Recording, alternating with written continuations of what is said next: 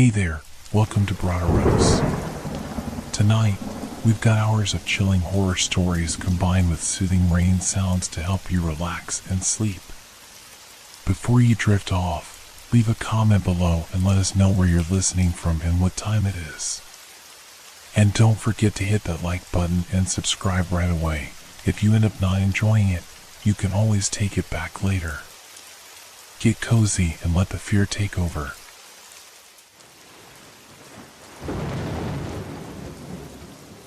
The Phantom Lighthouse of Maine. The fog clung to the rocky coastline like a living thing, thick and impenetrable, wrapping itself around the jagged rocks and swallowing the horizon. Every step I took up the winding path toward the lighthouse seemed to amplify the silence. There were no sounds of gulls, no distant hum of boats, just the rhythmic crash of waves below, their roar strangely muted by the dense air. The lighthouse loomed ahead, its once bright paint now a patchwork of peeling white and weather-beaten gray. It stood tall and unyielding, an ancient sentinel watching over a sea that had claimed too many lives. The windows were dark, smudged with years of salt and neglect, giving the structure a hollow, abandoned look. This was my assignment, a historian tasked with piecing together the life and legacy of this forgotten place. Official records were scarce, leaving the story of the lighthouse largely untold. But the locals had warned me. They told me that this lighthouse wasn't just a ruin, it was a grave marker. Stay out after dark, and you'll find out why, the innkeeper had said as she handed me the key. Her eyes lingered on my face, searching for any sign that I understood her warning. I'd laughed nervously, brushing off her words. Yet now, standing in the shadow of the lighthouse, I felt the weight of her unease. The air here was different, thicker, heavier. It was as if the fog itself carried a presence, a quiet pressure that pressed against my chest and whispered in my ear to turn back. But I didn't. I couldn't. This is just another job, I muttered, trying to calm my racing thoughts. My voice sounded small against the vastness of the ocean and the towering structure before me. I adjusted the strap of my bag and continued up the path, trying to ignore the gnawing unease growing in the pit of my stomach. The lighthouse stood like a monument to forgotten times, its once proud facade now stripped bare by the unrelenting grip of the ocean. The paint, likely pristine decades ago, hung in jagged flakes, revealing splinters of gray wood underneath. Rust streaked down from the iron fixtures, marking the walls like tears on a weathered face. Around the lighthouse, the rocky cliffs were jagged and sharp, plunging abruptly into the frothing waves below. The sea beyond was a dark, restless expanse, its surface dappled with patches of white foam where the water collided with hidden rocks. The fog blurred the horizon, creating an eerie illusion that the ocean stretched into infinity, merging with the sky in a bleak void. The air was damp and heavy, thick with the smell of salt and decay. Every gust of wind carried whispers, soft, unintelligible murmurs that seemed to weave through the cracks of the old structure. It felt as though the lighthouse was alive, watching, waiting. I couldn't shake the unease that settled over me. It wasn't just the isolation or the oppressive silence, it was something deeper, something I couldn't explain. My eyes kept darting to the windows, half expecting to see a shadow flicker past the glass. But they remained empty, reflecting only the gray of the encroaching mist. The longer I stood there, the stronger the sensation grew. It was as if the lighthouse wasn't abandoned but merely resting, its emptiness a facade to hide something else, something unseen, yet undeniably present. For a fleeting moment, I felt a strange pull, like an invisible tether binding me to this place. I shook my head, forcing myself to take a deep breath. It's just an old building, I whispered aloud, my voice barely more than a breath against the howling wind. Still, I couldn't escape the feeling that the lighthouse was more than it seemed, a silent guardian of secrets better left buried. As I stood before the lighthouse, I began to notice the small, unsettling details. The wind was relentless, swirling through the cracks in the cliffs and the battered walls of the structure, but it wasn't just the usual howling of the ocean breeze. There was something more to it, faint tones, like whispers carried on the air. At first, I thought it was my imagination, the result of too much isolation and the eerie atmosphere. But the more I listened, the clearer it became. The wind wasn't random, it seemed deliberate, weaving through the gaps in the stones with a rhythm that felt almost human. I turned my head sharply when I thought I heard my name. It was soft, barely audible, but unmistakable, a single word drawn out, distant yet close enough to make my heart lurch. "Hello?" I called, my voice trembling slightly as it echoed back to me. There was no reply, only the continued murmur of the wind and the relentless crash of the waves below. I shook my head and tried to laugh it off, but the sound was hollow, even to me. As I approached the lighthouse door, the faint shuffling sound of loose gravel behind me made me stop. I spun around, expecting to see someone, anyone, but the path was empty. Just the swirling fog, as still and oppressive as ever. I hesitated, staring back toward the rocky path I had climbed, straining my ears. The sound came again, faint but unmistakable, the soft crunch of footsteps, deliberate and slow, yet with no source in sight. My chest tightened. I told myself it was just the wind shifting the loose stones, nothing more. But even as I reached for the door to the lighthouse, the whispers and the faint crunching of unseen steps seemed to grow louder, as though the fog itself was alive, closing in around me. Inside, the lighthouse was just as desolate as its exterior. The air was damp and heavy, carrying the scent of mildew and salt. My flashlight beam swept across the room, revealing crumbling plaster walls, a rusted spiral staircase, and scattered remnants of the past, broken furniture, weathered tools, and stacks of yellowed paper. On an old, dust-covered table near the wall, something caught my eye, a leather-bound book, its cover cracked and stained with age. I picked it up carefully, brushing away a thick layer of grime. The initials EM were embossed faintly on the corner. Flipping it open, I realized it was a journal. The handwriting inside was spidery and uneven, as though the author had been in a rush or under duress. The first entry was dated over 50 years ago. March 3rd, the storm is worse tonight than I've ever seen. The light is strong, but I fear it won't be enough. The sea is hungry, and I feel its pull even from here. I frowned, turning the pages. The entries seemed to alternate between mundane details of maintenance and something far darker. March 7th, strange things happen when the fog rolls in. Shapes move within it. Sometimes, I hear voices calling my name. I've stopped answering. I fear what might reply. My hands tightened around the journal. The words felt oddly personal, as though the long-dead keeper had reached through the years to speak directly to me. I glanced around the room, half expecting to see a shadow move or hear one of those voices myself. The silence pressed in on me, broken only by the faint creak of the old staircase and the distant crash of waves. With a deep breath, I slid the journal into my bag. Whatever had haunted this man, I was determined to uncover it.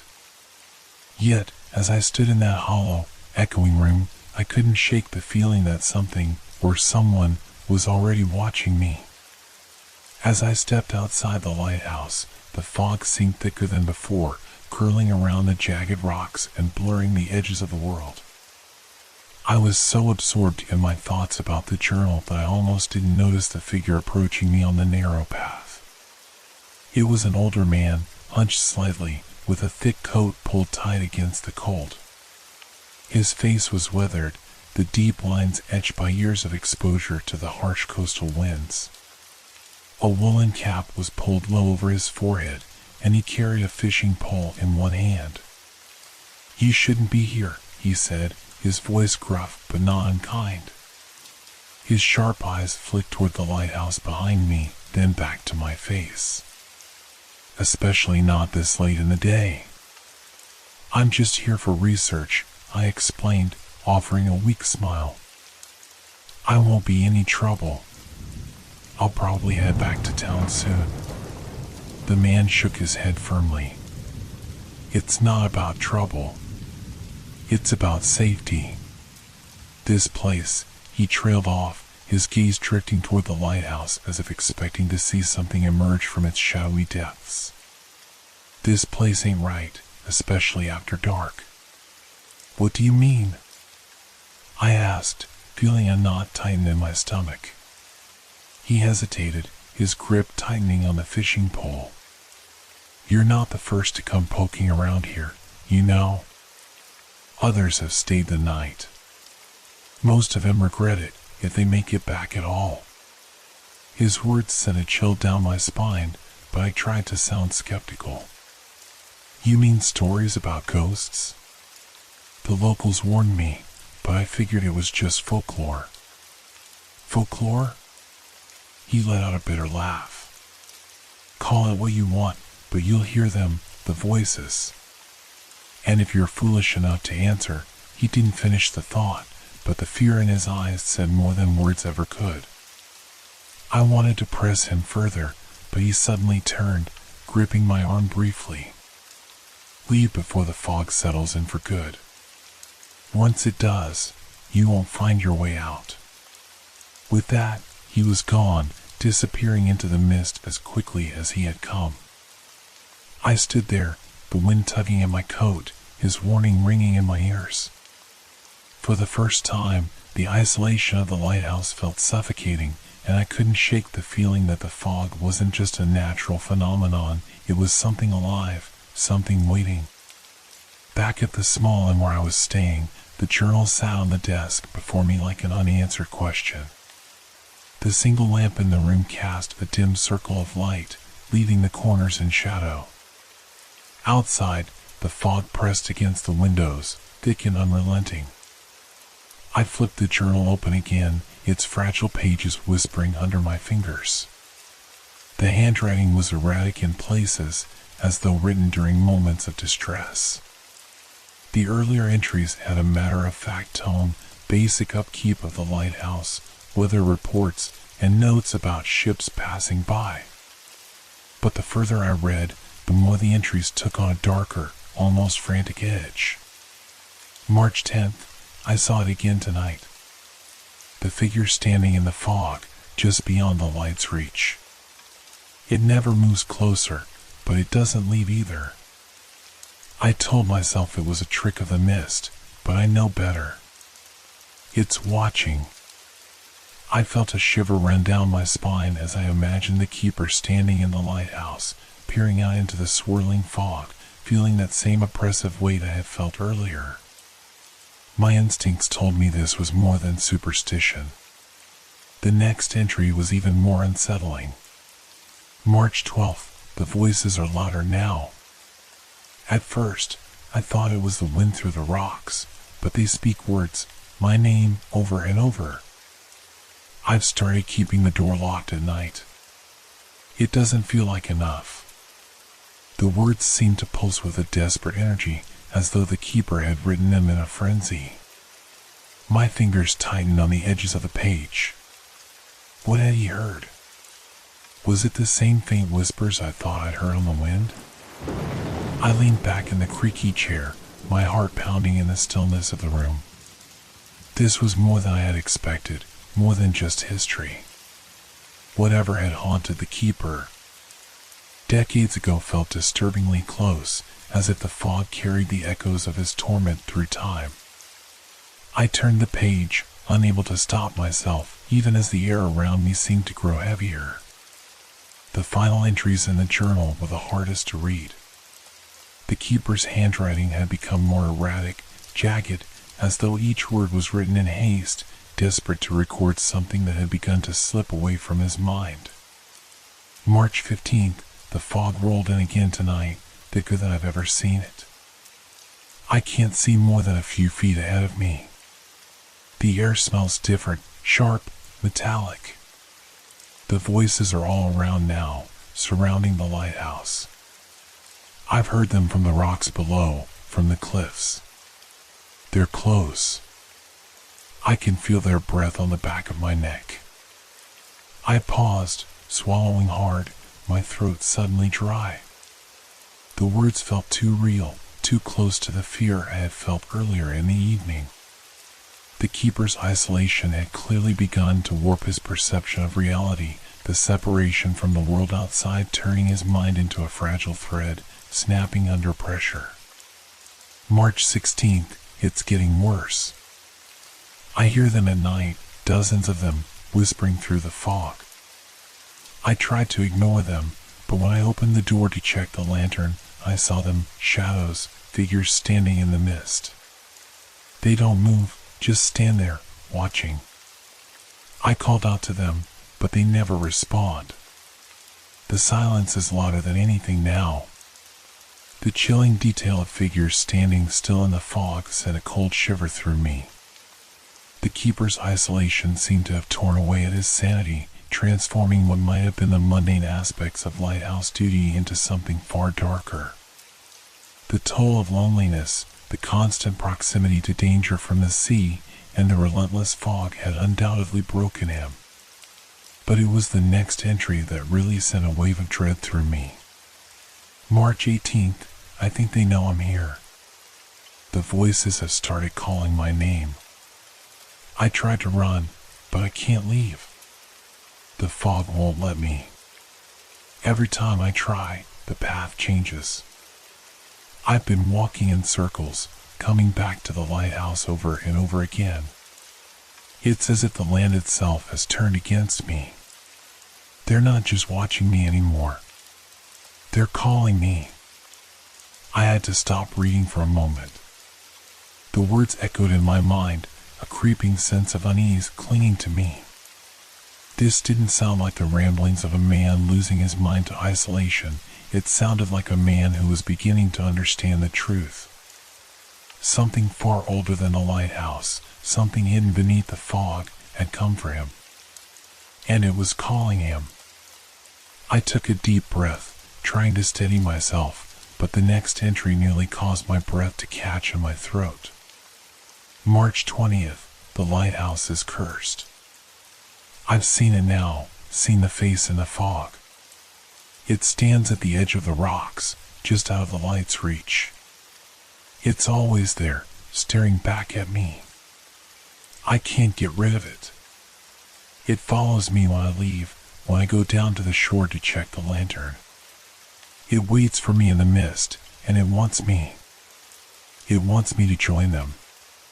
The last entry was hastily written, barely legible, the ink smeared at the edges as though the keeper had tried to write it in a panic. March 22nd, I can hear them now. They're inside. In the walls. Under the floorboards. I can't get away from them. The light won't help me. I tried to leave, but the fog, it's everywhere.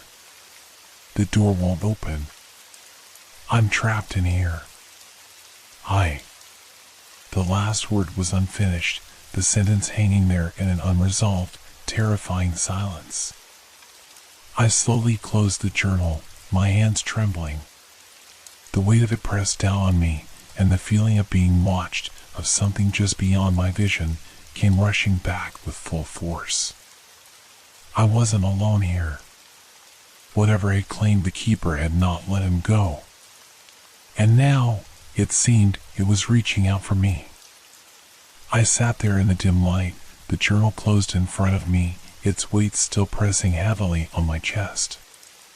The room felt unnaturally still, as if the air itself had thickened around me, making each breath a little harder to take. For a moment, I tried to convince myself that it was just the isolation getting to me, that I was imagining things, that the fog and the journal had simply stirred up too many dark thoughts. But then, I heard it. The sound was faint at first, a soft, hollow thud that seemed to come from somewhere above me. My heart skipped in my chest. I stood up abruptly, the chair scraping against the floor. The noise came again, a slow, deliberate footstep on the staircase. I froze, my breath caught in my throat. The lighthouse was empty. The door was locked, the windows shut tight. There was no one here but me. I held my breath, listening, but the sound didn't come again. For a moment, I wondered if I'd imagined it, but then a creak echoed from above, the unmistakable sound of a door slowly opening. My pulse quickened. That was impossible. The lighthouse was empty. The only living things here were the gulls circling far below on the cliffs. I stepped cautiously toward the door, half expecting to see something or someone waiting on the other side. But when I opened it, there was nothing. Just the cold, empty hallway stretching ahead, the walls still coated in the stale scent of mildew and dust. I looked up the staircase, its metal railing twisted with rust. The air felt unnervingly still, but I could have sworn I had heard a door creak open. I glanced toward the top of the stairs, the darkness there thick and impenetrable. Another soft thud, a step, a scraping sound, followed by a faint whisper, distant and unintelligible. I strained my ears, trying to catch the words, but the voices melted into the silence around me. Was I losing my mind? Or had someone, been here all along? I moved toward the staircase, my feet slow and uncertain, each step seeming to echo unnaturally in the hollow space. The closer I got to the top, the heavier the air felt. The staircase twisted upward in a spiral, and with each turn, the creaking grew louder, as if the lighthouse itself was alive, groaning under its own weight. I reached the top, my hand on the rusted railing. There was no sign of anyone, no movement in the shadows. But the air felt wrong, like something was waiting just beyond the edge of the landing. Suddenly, the door at the top of the stairs, the one that led to the lantern room, creaked open again, the same soft, drawn-out sound I had heard earlier. It swung inward on its own, revealing the dark space beyond. I swallowed hard. Whatever had been happening, whatever was making those noises, it wasn't just in my head. The lighthouse, it seemed, was trying to tell me something. And I wasn't sure I wanted to hear it. I stepped into the lantern room, the faint light from the lamp casting long shadows across the old stone walls. The space felt oppressive, as though it had been untouched for years, yet it hummed with an unsettling energy. I tried to shake off the feeling, but the whispers, the footsteps, and now the creaking door, it was all too much to ignore. As I looked around, my eyes fell on an old wooden chest, sitting forgotten in the corner. It was battered, its surface worn with age, but there was something about it that caught my attention. Slowly, I made my way toward it, my footsteps muted against the wooden floor. I opened the chest with a creak, pulling the lid up slowly. Inside, I found a collection of old photographs, yellowed with age, the corners curling with time. Most of them were of the lighthouse, its tall, imposing tower standing against the backdrop of the sea. Some were blurry, others faded, but what struck me were the portraits of men. The men who had worked here before me, standing together in front of the lighthouse, their faces solemn, staring directly at the camera. I picked one up carefully, the image fragile in my hands. The men in the photo were dressed in weathered coats, their faces hardened by the years spent in isolation. But as I studied the faces, one man in particular caught my eye. He was standing at the far left, his posture slightly hunched, his eyes dark and intense. But it wasn't his expression that made my blood run cold, it was the way his gaze seemed to follow me. In the photograph, the other men were looking ahead, some with smiles, others with blank stares. But this one man's eyes were locked on me, even from the still image, as if he were standing right there in front of me. A chill ran down my spine, and I could feel my heartbeat quicken as I held the photograph closer, staring at his eyes. There was something in them, something unsettlingly familiar. I felt a shiver of recognition, but I couldn't place it. It was as if I had seen those eyes before, not in a photograph, but somewhere in the lighthouse itself, perhaps in the shadows where I thought I had seen movement, or in the fog outside when I first arrived. I flipped the photograph over, my fingers trembling as I turned it. The back was worn, the ink faded, but there was a name written in scrawling handwriting, Edgar Morrow. The name seemed to burn itself into my mind, but it was a name I hadn't heard before, and yet it felt disturbingly familiar. I glanced back at the photograph. Edgar Morrow. The man in the photograph still seemed to be watching me, his piercing gaze never leaving my face. I swallowed hard, my throat dry. I set the photo down, but I couldn't shake the feeling that it had followed me, its eyes still locked on me. Suddenly, I heard it again, the soft sound of footsteps, light and deliberate, echoing from the floor below. My heart skipped a beat.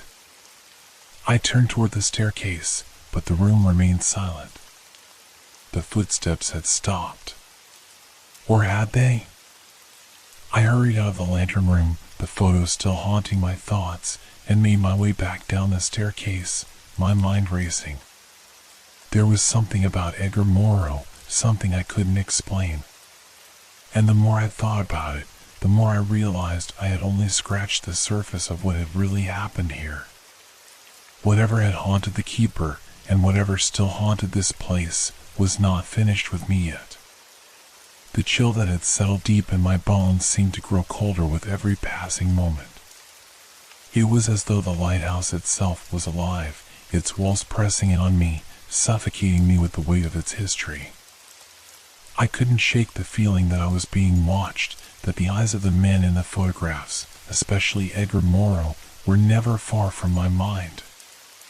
And the steps, soft and purposeful, kept echoing in my ears, like a warning I couldn't fully understand. Something was wrong here. Something beyond the fog, beyond the isolation. I had tried to brush it off, to convince myself that it was nothing more than the quiet madness of being alone in such a place for too long. But the more I thought about the journal, the more it became clear. The keeper's paranoia wasn't just in his head. The whispers, the figures, the unexplainable noises, they weren't just stories. They were real. And they had been real for decades. I had to know more. I had to understand what had happened here, what had driven Edgar Morrow and the others to madness, to death, or worse. I grabbed the journal again, my hand shaking as I scanned the final pages. The keeper had written about strange occurrences near the bottom of the lighthouse, beneath the foundation.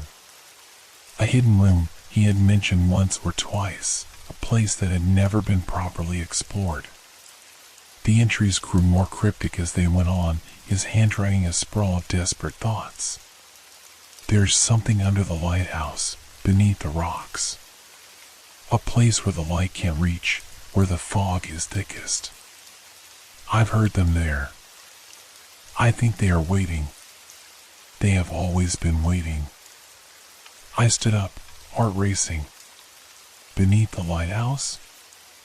I hadn't noticed anything unusual earlier, but I had been so focused on the upper levels, on the lantern room, that I hadn't considered what might lie in the depths below. Maybe it was time I did. The sudden sound of wind gusting against the windows brought me back to the moment. The fog was thickening, turning the sky a ghostly gray. It was as if the weather itself was reacting to my decision. But I couldn't turn back now. Not while I was so close to uncovering the truth. I made my way to the basement entrance, a small, heavy door tucked away behind a row of rusted pipes. It had been easy to overlook, but now, standing before it, it felt as though it had always been there, waiting for me to find it. My fingers hovered over the cold brass handle before turning it, the creaking of the door sounding too loud in the silence. The stairs that led down were narrow, the air dank and heavy with the smell of salt and decay. As I descended, the temperature seemed to drop with each step, the air growing thick, almost suffocating. There was a strange, oily darkness down here that seemed to absorb the light from my flashlight, as if it were trying to keep me from seeing what lay ahead. At the bottom, the tunnel split into two directions, one leading further into the bowels of the lighthouse, the other toward the rocks below. A faint, rhythmic sound, the same one I had heard earlier, like footsteps, echoed from the first passage. I hesitated for a moment, but the pull of curiosity was stronger. I wasn't going to turn back now. I followed the sound, my pulse pounding in my ears, the air growing heavier with each step. The passage narrowed, the walls closing in until I felt almost trapped. But then, just as I reached the end, I saw it. A small, wooden door, half rotted with age, its edges warped and splintered. The sound, the footsteps, had stopped, leaving an eerie silence in its wake. I reached for the door handle, the metal cold and unyielding beneath my fingers. For a moment, I hesitated, a deep sense of dread swirling in my gut. But I couldn't stop now. I had to know what lay beyond. I pushed the door open. The darkness inside swallowed the light of my flashlight.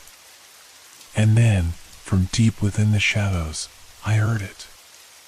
A low, almost imperceptible whisper, carrying through the room like the voice of the wind, or something far worse. "We've been waiting." I froze. The voice was unmistakable, and it came from all around me. It wasn't just in my head. It was real. And whatever it was, it had been waiting for me. I stood in the cold darkness beneath the lighthouse, my breath shallow and ragged in the damp air. The whisper, the voice that had seeped from the very walls, still echoed in my mind. "We've been waiting." The words hung in the air, heavy and unnerving, as though they had always been here, waiting for me to uncover them. I took a hesitant step forward, the beam of my flashlight casting eerie shadows on the walls. The basement was colder than the rest of the lighthouse, the stone floor slick with the remnants of moisture that had long since settled in. Cobwebs clung to the corners, and old crates lay discarded in the shadows, their contents long forgotten. The scent of mildew and salt water mixed in the oppressive air, making it hard to focus, to think clearly. As my flashlight swept over the room, I began to see the remnants of the past, the abandoned tools of those who had lived here before me. Broken lanterns, rusty chains, and scattered papers that had yellowed with age. It was as though the basement had been a time capsule, frozen in the moment the last keeper had left, and now it felt as though the silence was pressing down on me, demanding that I take a closer look. I walked deeper into the room, my heart pounding in my chest. The walls were lined with old shelves, many of them collapsed or empty, but one in particular caught my eye. On the far side of the basement, partially obscured by a stack of weathered crates, was a large wooden chest. It was sturdy, well-crafted, and strangely out of place amidst the decaying surroundings. A strange energy seemed to radiate from it, something that made the hairs on the back of my neck stand on end. I hesitated. My pulse quickened, but I could not ignore the pull. There was something about this chest that felt important, as though it held the key to understanding everything, the voices, the whispers, the strange presence I couldn't shake. I approached it cautiously, my fingers brushing against the surface. The wood was smooth, unnervingly so, as if it had been freshly sanded. There were no obvious signs of wear, no dust or cobwebs. It was as though it had been placed here recently, or perhaps it had never moved from this spot at all. Taking a deep breath, I knelt down and pulled at the rusty metal clasp that held the chest shut. It creaked open slowly, the sound reverberating through the quiet room as if the chest itself had been waiting to be opened. Inside, I found a collection of old personal items, papers, books, and a few photographs. The first photo that caught my attention was of a man, his face familiar, though I couldn't place where I had seen him before.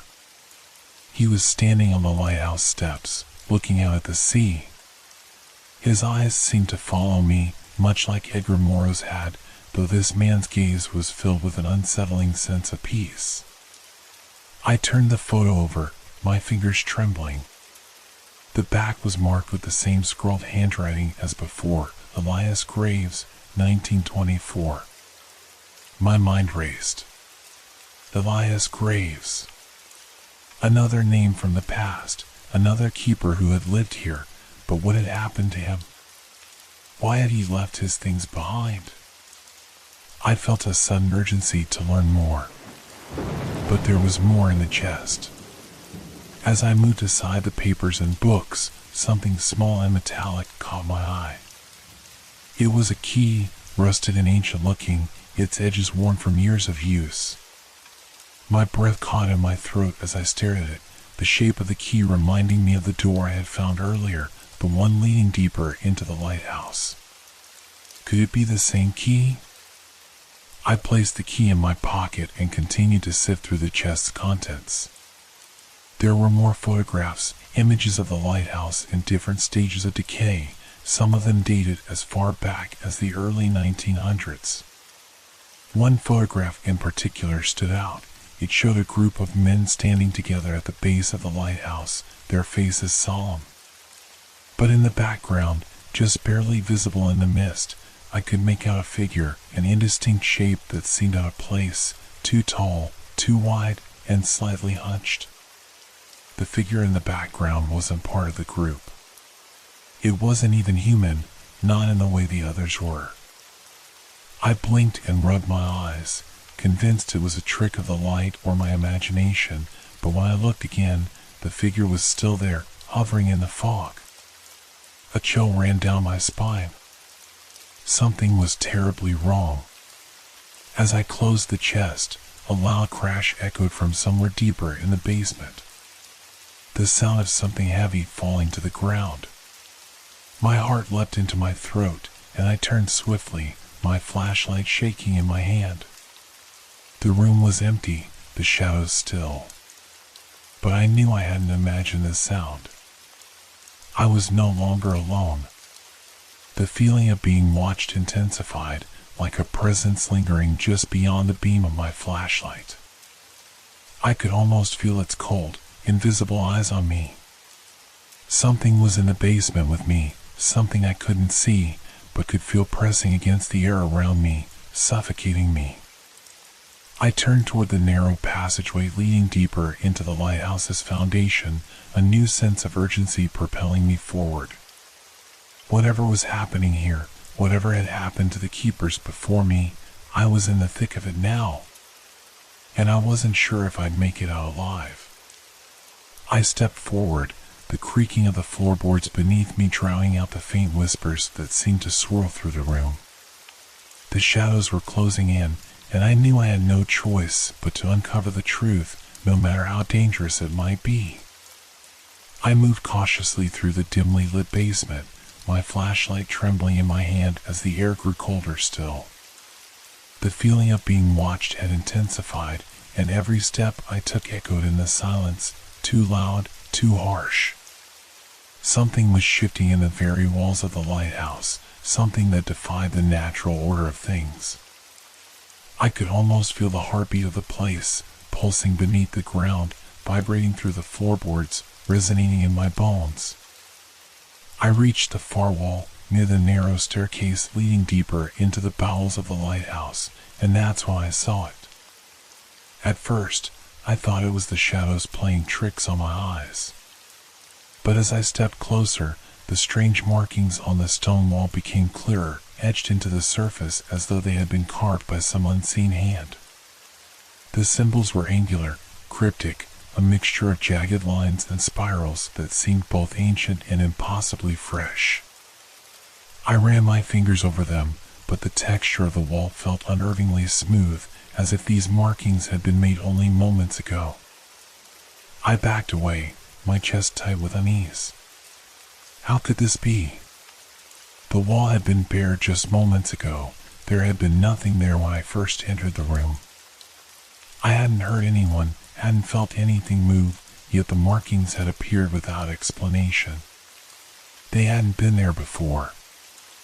I turned back to the rest of the room, my breath quickening. I had to get out of this basement, I told myself. But something inside me, the same curiosity, the same urge to know more, kept me rooted to the spot. I looked back at the strange writing, my flashlight beam shifting over the symbols. I could make out a few words, but the rest were so warped, so distorted, that I couldn't be sure. Some of them seemed familiar, like parts of the journal I had read earlier. Waiting, one word stood out, scratched deep into the stone. And then, return, followed by something I couldn't decipher. The room seemed to contract as I stared at the wall. I felt a surge of panic, as though the lighthouse itself was trying to communicate with me, pressing these symbols into reality, forcing me to see them, to acknowledge them. The air grew thicker, and my pulse raced, but I couldn't tear my eyes away from the wall. It was as though the symbols were calling to me, beckoning me deeper into the darkness. Suddenly, the temperature in the room dropped sharply. I shivered, pulling my coat tighter around me as the floorboards beneath my feet groaned. A low hum began to vibrate through the walls, soft at first, like a distant echo of something just beyond hearing. But as the seconds ticked by, the hum grew louder, more insistent, until it filled the room, reverberating through my very chest. And then, just as abruptly as it had started, it stopped. The silence returned, but it was different now. There was a weight to it, a tangible pressure that seemed to press down on me from all sides. I could feel the whispers in the air, though I couldn't hear them clearly. The sensation of being watched, of being not alone, was unbearable now, suffocating me, pulling at my sanity. I turned quickly, the flashlight flickering in my trembling hand. The shadows in the far corners of the basement seemed to grow deeper, more menacing. And then, from the darkness, I saw something move. It was just a blur at first, a dark shape darting across the periphery of my vision. I spun around, my heart racing, but the room was empty. I was certain I had seen something real. And yet, as I looked again, there was nothing. The shadows seemed to have swallowed it up. I moved quickly towards the stairs, my mind racing, my thoughts a jumble of fear and confusion. I had to get out. I had to escape whatever was in here with me. But before I could reach the stairs, something caught my eye, a shimmer, a glint of light reflecting off the far wall. It was another symbol, emerging slowly from the stone, forming as if by magic, each line appearing out of thin air. But this time, it was different. This symbol was not the same as the others. It was more intricate, more fluid, almost alive in its movement. As I watched, a name began to form at the center of the symbol. Elias Graves. The name I had seen in the photograph, the man whose photo had unnerved me earlier. But this time, the name wasn't just written in ink. It was burning into the stone, the edges glowing faintly with an unnatural light. My heart skipped a beat. The name Elias Graves was etched into the lighthouse itself. The same name that had appeared in the journal. The air around me grew thick, the oppressive sense of danger closing in. Something was here. Something that had been waiting for me, waiting for the right moment to reveal itself. I stumbled backward, my flashlight flickering out as I reached for the stairs, desperate to escape. But the walls seemed to close in, the space constricting, as if the lighthouse itself was shifting, becoming something more. And then, as I turned to flee, I heard it again, the faint whisper, the same words that had haunted me since my arrival. "We've been waiting." This time, I wasn't sure it was just the wind. The darkness of the basement seemed to press in from all sides, and my mind felt thick with fear, as if the air itself were thickening with each passing second. I didn't know how long I had been standing there, my heart pounding in my chest, my breath coming in quick, shallow gasps. Every sound seemed amplified, the distant crash of waves against the rocks, the creak of the lighthouse as it settled against the wind, the faint hum of the air that I couldn't quite place. It all swirled around me, becoming one overwhelming presence. I had to get out. My legs felt like lead, my body refusing to move despite the overwhelming urgency to escape. But then, as I turned toward the narrow staircase to the upper floors, something stopped me. A soft, almost imperceptible sound. It was coming from behind me. I froze. A soft scraping noise, like fabric brushing against stone. I hesitated, glancing nervously over my shoulder, but the basement was still empty, save for the pile of crates and the remnants of past keepers. Then, my eyes landed on something that made my blood run cold. The old mirror.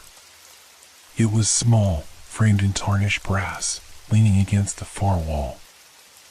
I hadn't noticed it before. But now, it seemed to shimmer, its surface rippling as though something were moving beneath it. The foggy reflection of the basement was distorted, as if the glass itself were alive. I stepped toward it slowly, against every instinct that screamed at me to turn away. The sound grew louder, the scrape of cloth against the stone becoming more distinct, and I felt a prickling at the back of my neck. Something was wrong, something was here with me. As I moved closer, I could see the figure in the mirror. It was faint at first, a shadow in the dim reflection, but then, as I blinked, it solidified. There, standing just behind me, was a man. His face was pale, his eyes wide and hollow, staring directly at me with an expression of deep, desperate sorrow. He was dressed in the faded, worn uniform of a lighthouse keeper, the same as the man in the photograph. I took a sharp breath, my throat tightening as I stared at him. He wasn't just a reflection, he was there. I reached out toward the mirror, my hand trembling as I touched the cold surface, my fingers grazing against the glass. The air seemed to thicken around me, and then, as if drawn by some invisible force, his reflection began to move. Slowly, he raised his hand, his fingers outstretched as though he were trying to warn me, trying to make contact. But it was the look in his eyes that gripped me the hardest, fear. It wasn't just sorrow. It was fear. He was trying to speak, but his mouth remained frozen, his form flickering in and out like a dying flame. "Get out." The words were not spoken aloud, but I heard them in my mind, clearer than anything I had ever known. His lips barely moved, but the message was unmistakable. A warning. The same warning I had read in the journal, the same chilling sense of impending doom that had been building since I stepped foot in this forsaken place. I stumbled back, heart hammering in my chest as the figure in the mirror seemed to fade, his face now replaced by nothing but mist and shadows. But the air had shifted, it was colder, heavier, as though something was beginning to close in. Something that had been waiting. I turned quickly, my mind racing. The mirror, that was a sign. I knew it now. The lighthouse keeper had seen it too, had felt the same terrifying pull, and had tried to warn whoever came next. It was clear now. The whispers, the symbols, the strange happenings, they were all part of the same story. The lighthouse was alive, its very walls steeped in something ancient and dark. I couldn't stay here. I needed to leave. But as I made my way to the stairs, a cold gust of wind swept through the basement, and the faintest whisper reached my ears, one I couldn't quite place: "You shouldn't have come." The voice was soft, barely audible, but it was unmistakable. I wasn't alone. And then, a louder, more urgent voice echoed in the empty space. "Run." I turned and looked back, my eyes scanning the room, but there was nothing. The basement was still and silent. Yet the presence, the feeling of being watched, was stronger than ever. The keeper's warning had been clear, but it was too late. The darkness was already here, and it was waiting for me to make my next move. I couldn't make sense of it. My heart was still pounding, my breath still shallow, but I tried to push the panic aside. I forced myself to focus on the facts, the things I knew were real. The mirror had to be some kind of trick of the light, or perhaps my mind was playing tricks on me. The reflection, the figure, the whispers. It was all just a product of stress, isolation, and exhaustion. I was in the middle of nowhere, miles from civilization. I hadn't seen another soul for hours, maybe days. The isolation was getting to me. I'd been up all night, poring over dusty journals and old photographs in that dimly lit room. I hadn't slept properly since I arrived at the lighthouse. The thin, salty air and the constant crashing of the waves were beginning to get to me. I needed rest. That was all. I turned away from the mirror, trying to shake the unease from my bones. The cold sweat that had begun to bead on my skin was probably just a result of the dampness of the basement. Nothing more. I was imagining things. I took a deep breath, trying to steady my nerves. The warnings in the journal, the strange symbols, the mysterious figure in the photograph, none of it could be real. It was all just an old story, an echo from the past that had been exaggerated over the years. I ran my fingers through my hair, trying to calm the storm of thoughts that swirled in my mind. There had to be an explanation. I had been reading the journal late at night. The stress of finding all this obscure history was messing with my head. I could feel the pull of paranoia. Was it really any wonder that the creaking of the floorboards or the whispers of the wind began to sound like something more? I was alone in this crumbling, abandoned place. Of course my mind would start to play tricks. The chill in the air was nothing more than the draft of the sea, the same winds that had swept across the rocks for centuries. The lighthouse itself had its quirks, every old building did. It was probably just settling, creaking, as old buildings do when they're untouched for too long. And the figure in the mirror? That had been a hallucination. A trick of light, an illusion brought on by too many hours spent alone in the dark, studying dusty old pages. I could hear the wind howling outside, rattling the windows, and I suddenly wondered if my tired mind had imagined the entire thing. Perhaps I had seen something, perhaps it had been a shadow from the stairs or the dim reflection of something else in the room. But it hadn't been real. There was no ghost.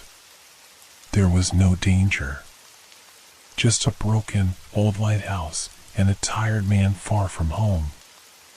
I took a deep breath and forced myself to walk away from the basement. I needed to leave this room behind, to get away from the oppressive shadows and the coldness that seemed to seep into my bones. I needed fresh air, a clear head. I needed to stop spiraling. As I climbed the stairs to the upper floor, I found myself thinking again about the journal. Maybe it was the last of the keepers, the one who had written those cryptic, paranoid notes. Maybe he had been unraveling, just as I had begun to feel myself unraveling. Maybe his mind had broken from the isolation, just as mine seemed to be.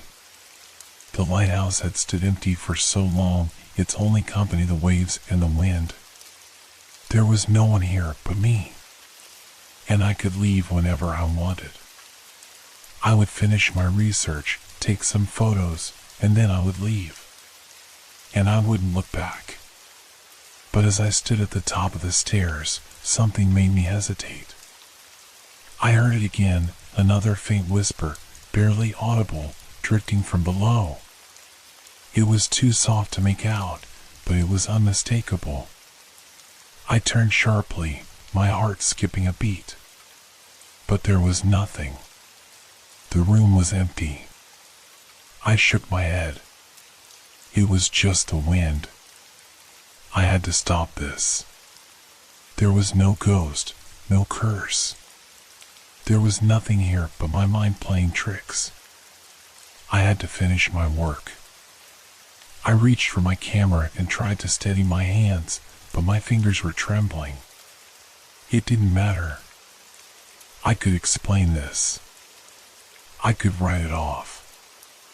I would get the pictures I needed, pack my things, and leave. And then I would forget all about this. I took a slow, deliberate step toward the window, the one that faced out toward the rocks. And for a moment, I thought I saw something on the horizon, something faint and shadowed, moving through the fog. But no! It was just a trick of the mist. There was no ghost. There was no danger. There was only me, alone in the lighthouse, with nothing to fear but my own thoughts. I would finish this and leave, and I would never come back. The wind outside had begun to howl, louder now, as if it were a living thing trying to tear its way through the crumbling stone walls of the lighthouse. The rain slammed against the windows in thick, heavy sheets, and the sky outside had turned a dark, menacing shade of gray. The storm, which had been a faint rumble in the distance earlier, was now a force of nature, a roaring, relentless tide of fury. I had hoped that the storm would drown out the thoughts swirling in my mind, the unease, the dread that had been growing ever since I set foot on this island. But instead, the storm only made everything feel worse, more pressing. The wind screeched, the boards creaked, and the very bones of the lighthouse seemed to groan in protest against the storm.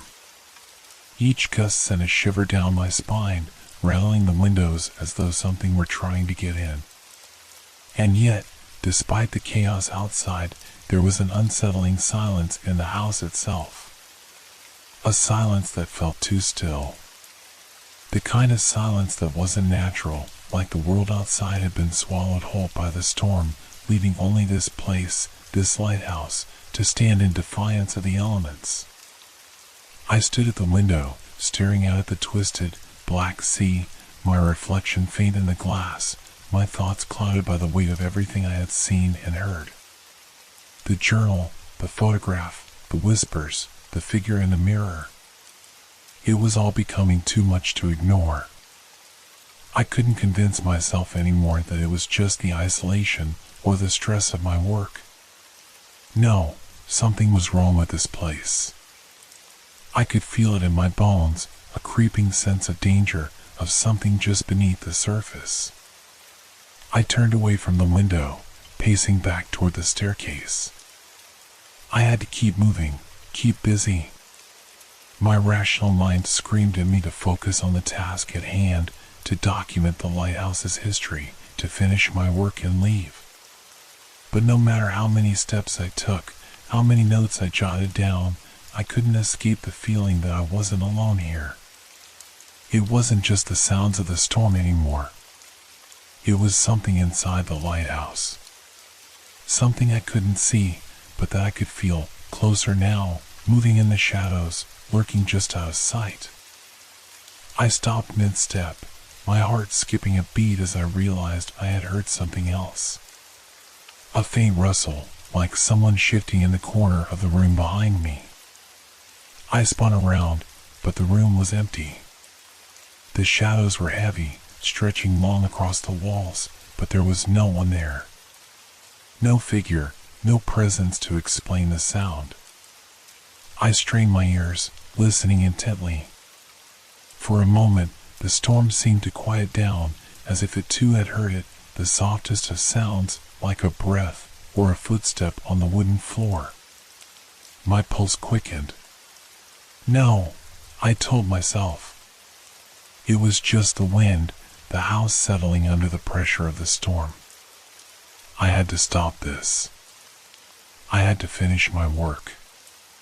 There was nothing here but old stories and memories.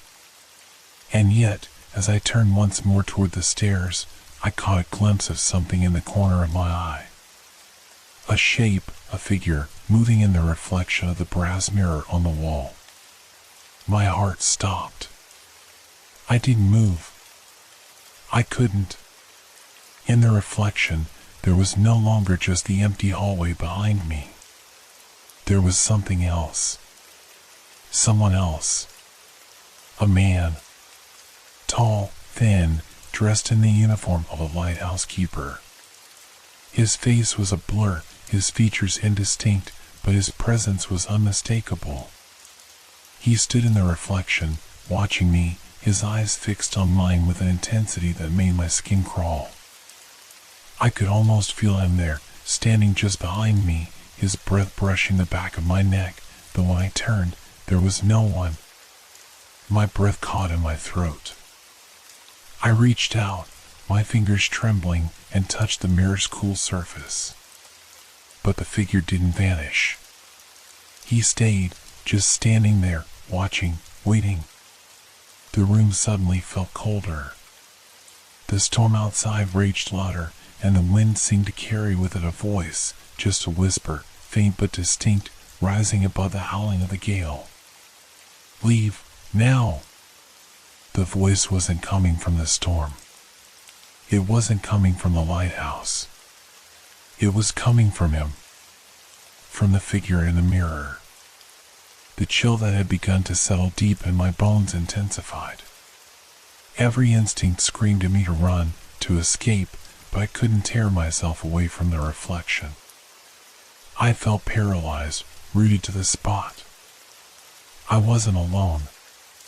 And whatever it was that lingered in this lighthouse, whatever force had claimed it, it was waiting for me. I backed away slowly, my legs unsteady as I finally tore my gaze away from the mirror. The storm outside had become a deafening roar, drowning out everything else. But I could still feel it. The presence. It was there. Watching. I was no longer just a visitor at the lighthouse. I was a part of its story now. And the story was far from over. The storm outside had intensified. The sound of the waves crashing against the jagged rocks below was almost drowned out by the roar of the wind. The lighthouse felt like a cage, the walls closing in around me with every passing minute.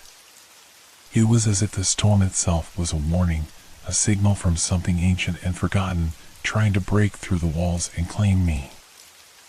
I had never felt so trapped in my life.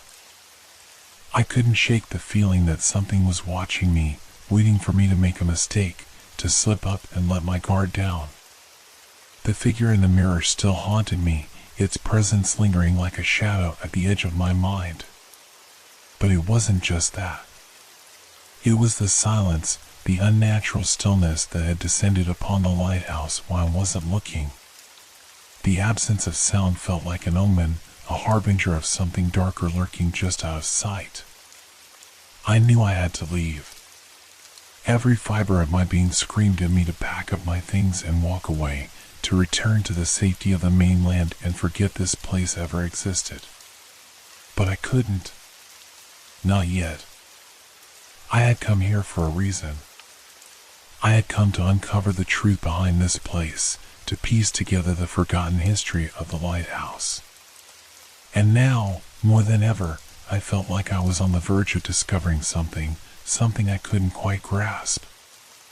I sat down at the small desk in the corner of the room, my hands shaking as I reached for the journal again. The pages, weathered and yellowed with age, seemed to whisper to me, urging me to keep reading, to dive deeper into the story of this place. But as I opened the journal to continue from where I had left off, something caught my eye. There, tucked into the middle of the pages, was a new entry, a new note, one I had not seen before. It was written in a frantic, almost illegible scrawl, the ink smeared as though the writer had been trembling while they wrote. "You are here. You should not have come. The thing you seek will be your undoing. I see it now, the shape in the fog. It follows you, watches you. It will not let you leave. Do not trust the mirror. Do not listen to the wind. It is all part of it. It is already too late. There is no escape." I stared at the words, my heart pounding in my chest. I had read through the journal several times before, but this entry was completely new. There was no mention of it before. It was as if someone had written it after I had arrived at the lighthouse, as if they had known what was going to happen. I couldn't shake the chill that ran through me. This wasn't just a warning. It was a message, a cry for help from someone who had lived through the same nightmare I was now facing. The handwriting was slanted, uneven, like the person who had written it had been on the edge of madness. The urgency of the words sent a ripple of dread through me. But the most unsettling part? It described exactly what had been happening since I first arrived, the whispers in the dark, the figure in the mirror, the feeling of being watched. Everything. I stood up abruptly, my heart hammering in my chest. The room suddenly felt too small, the walls closing in on me. My breath came in shallow gasps as I realized someone had been through this before. Someone had experienced the exact same thing, the same haunting presence, the same chilling atmosphere. And now, that presence had found me. The storm outside raged even louder, as if in response to my thoughts, and I heard it again, the whispering, faint at first but growing louder, coming from the very walls of the lighthouse. I couldn't make out the words, but it sounded like someone was trying to speak to me, their voice strained and desperate. I froze. It wasn't the wind. It wasn't just the storm. There was someone else in the lighthouse with me. I turned back to the journal, my eyes scanning the pages in desperation. But there was nothing more. No more clues, no more warnings. Only the empty silence and the maddening sounds from the storm. I knew then that I was trapped. There was no way out of this lighthouse. No way to escape whatever had been left behind here, whatever had followed me here. The ghost of the keeper, was it trying to warn me? Or was it simply a part of the curse that haunted this place? I couldn't tell anymore. But what I did know was this: I wasn't alone. Not now. Not ever again. I had to get out. I had to escape before it was too late. But deep down, I knew that the storm was not the only thing I had to fear. The ghost was still watching, and it wouldn't let me leave. The storm outside was growing fiercer by the minute. The howling wind whipped around the lighthouse with a savage fury, rattling the windows and shaking the walls. The light from the lighthouse tower barely cut through the swirling fog, and the sound of the waves crashing against the jagged rocks below echoed like the growl of some great beast. I paced the room, my mind racing, heart pounding in my chest. The journal lay open on the desk, the frantic warning from the former keeper still fresh in my mind. I couldn't shake the feeling that something was drawing closer, something that had been waiting for me. The words from the journal echoed in my mind, "You are here. You should not have come." My hands trembled as I pressed them against the cold stone walls, trying to steady myself. And then, in the midst of the storm, something caught my eye. Through the sheets of rain and fog, on the distant horizon, I saw a shadow. It was faint at first, a mere shape in the distance, but as I squinted through the grimy window, I realized what it was. A ship. It moved slowly through the storm, its outline barely visible against the darkness. It was coming too fast, its bow cutting through the churning sea toward the jagged cliffs below the lighthouse. My breath caught in my throat as I watched it draw nearer, the black hull of the ship emerging from the mist. I didn't understand. There should have been no ship out here in these dangerous waters. The lighthouse had warned passing ships for miles, and yet this one seemed determined to follow its course toward the rocks. It was like a ghost ship, moving with an eerie precision, as though it had a mind of its own, heedless of the peril ahead. I rushed to the window, pressing my face against the cold glass. The ship was getting closer, now clearly visible through the fog. I could make out the rigging, the sails, and even the faintest hint of movement on the deck. But there was something wrong about it, something off. The ship looked ancient, as if it had sailed these waters for centuries, its paint peeling, its wood warped and weathered. It was no ordinary ship. It was as though it didn't belong to this time at all. I had to stop it. I had to warn them. My hands gripped the sill of the window, my mind racing.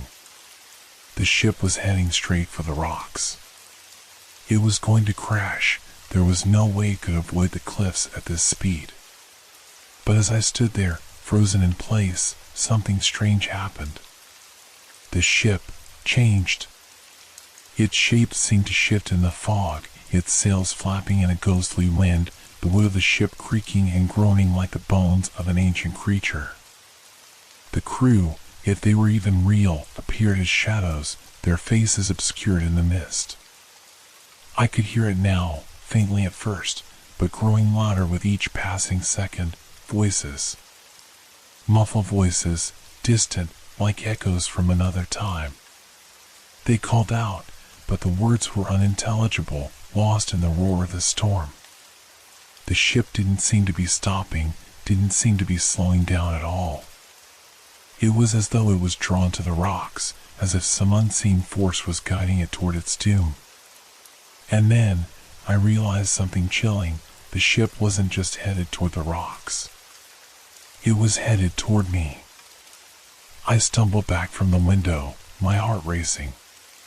The storm outside seemed to swell with an unnatural force, and the temperature in the lighthouse dropped sharply. The eerie glow of the lighthouse beacon flickered, casting long, ghostly shadows across the room. Was this the warning the keeper had spoken of? Was this the curse of the lighthouse? I felt the ground beneath me tremble as the ship continued its approach, as if the very earth were shaking with the inevitability of what was about to happen. The fog outside grew thicker, the world outside becoming a blur of shadows and light. The ship was so close now, its sails swaying in the tempest, the distant echo of voices more pronounced, more frantic. And then, without warning, the ship vanished. One moment it was there, a dark silhouette against the fog, and the next, it was gone. The mist swallowed it whole, and the sound of the waves crashing against the cliffs faded to nothing. I stood there in stunned silence, my breath coming in ragged gasps. The storm outside had not abated. The wind howled louder, the rain lashed harder against the windows, but the ship was gone. It had disappeared as quickly as it had come, as though it had never been there at all. But I knew better. It wasn't gone. It was still there, waiting. The lighthouse had seen it before. It had always seen it. The ship, the voices, the figures that were forever lost to the sea, forever trapped in the storm. I glanced at the journal again, my hands trembling. The keeper had known this, had seen this before. This was no ordinary storm, no ordinary shipwreck. There was something far older, far darker at work here. Something that had been waiting, not just for me, but for anyone foolish enough to stay. And as I looked out at the churning sea once more, I knew one thing for certain: the warning had been given, but I had ignored it. And now, the storm would claim me too. The room felt suffocating. The walls seemed to close in around me, pressing on my chest with each labored breath. My mind was in turmoil, trying to make sense of what had just happened. The ship vanishing in the fog, was it real? Or was it just another trick of the mind, a product of the isolation and the storm? I couldn't tell anymore. But then, something shifted. A cold chill swept through the room, so sudden and intense that it made the hairs on the back of my neck stand on end. I felt it before I saw it, the oppressive weight of a presence, something wrong, something out of place.